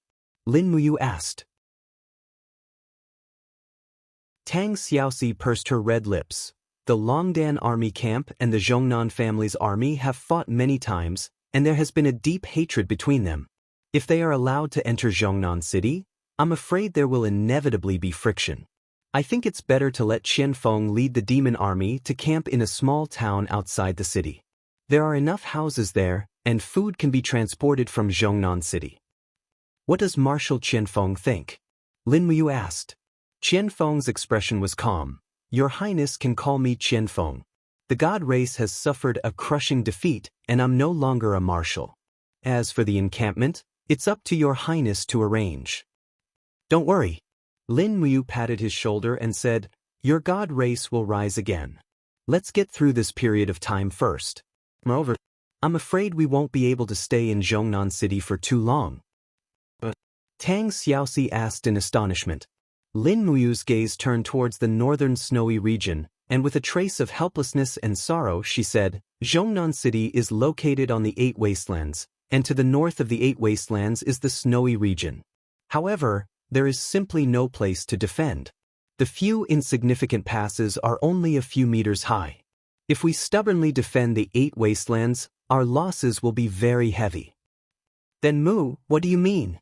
"Prepare to retreat to the Tongtian Gorge." Qianfeng was shocked. "Your Highness, are you going to give such a large 8 wastelands to the Tianji Empire?" "We have no other choice." Lin Muyu brushed the snow on her shoulder, held Taksha's reins, and said, "The Longdan army camp can't suffer meaningless losses.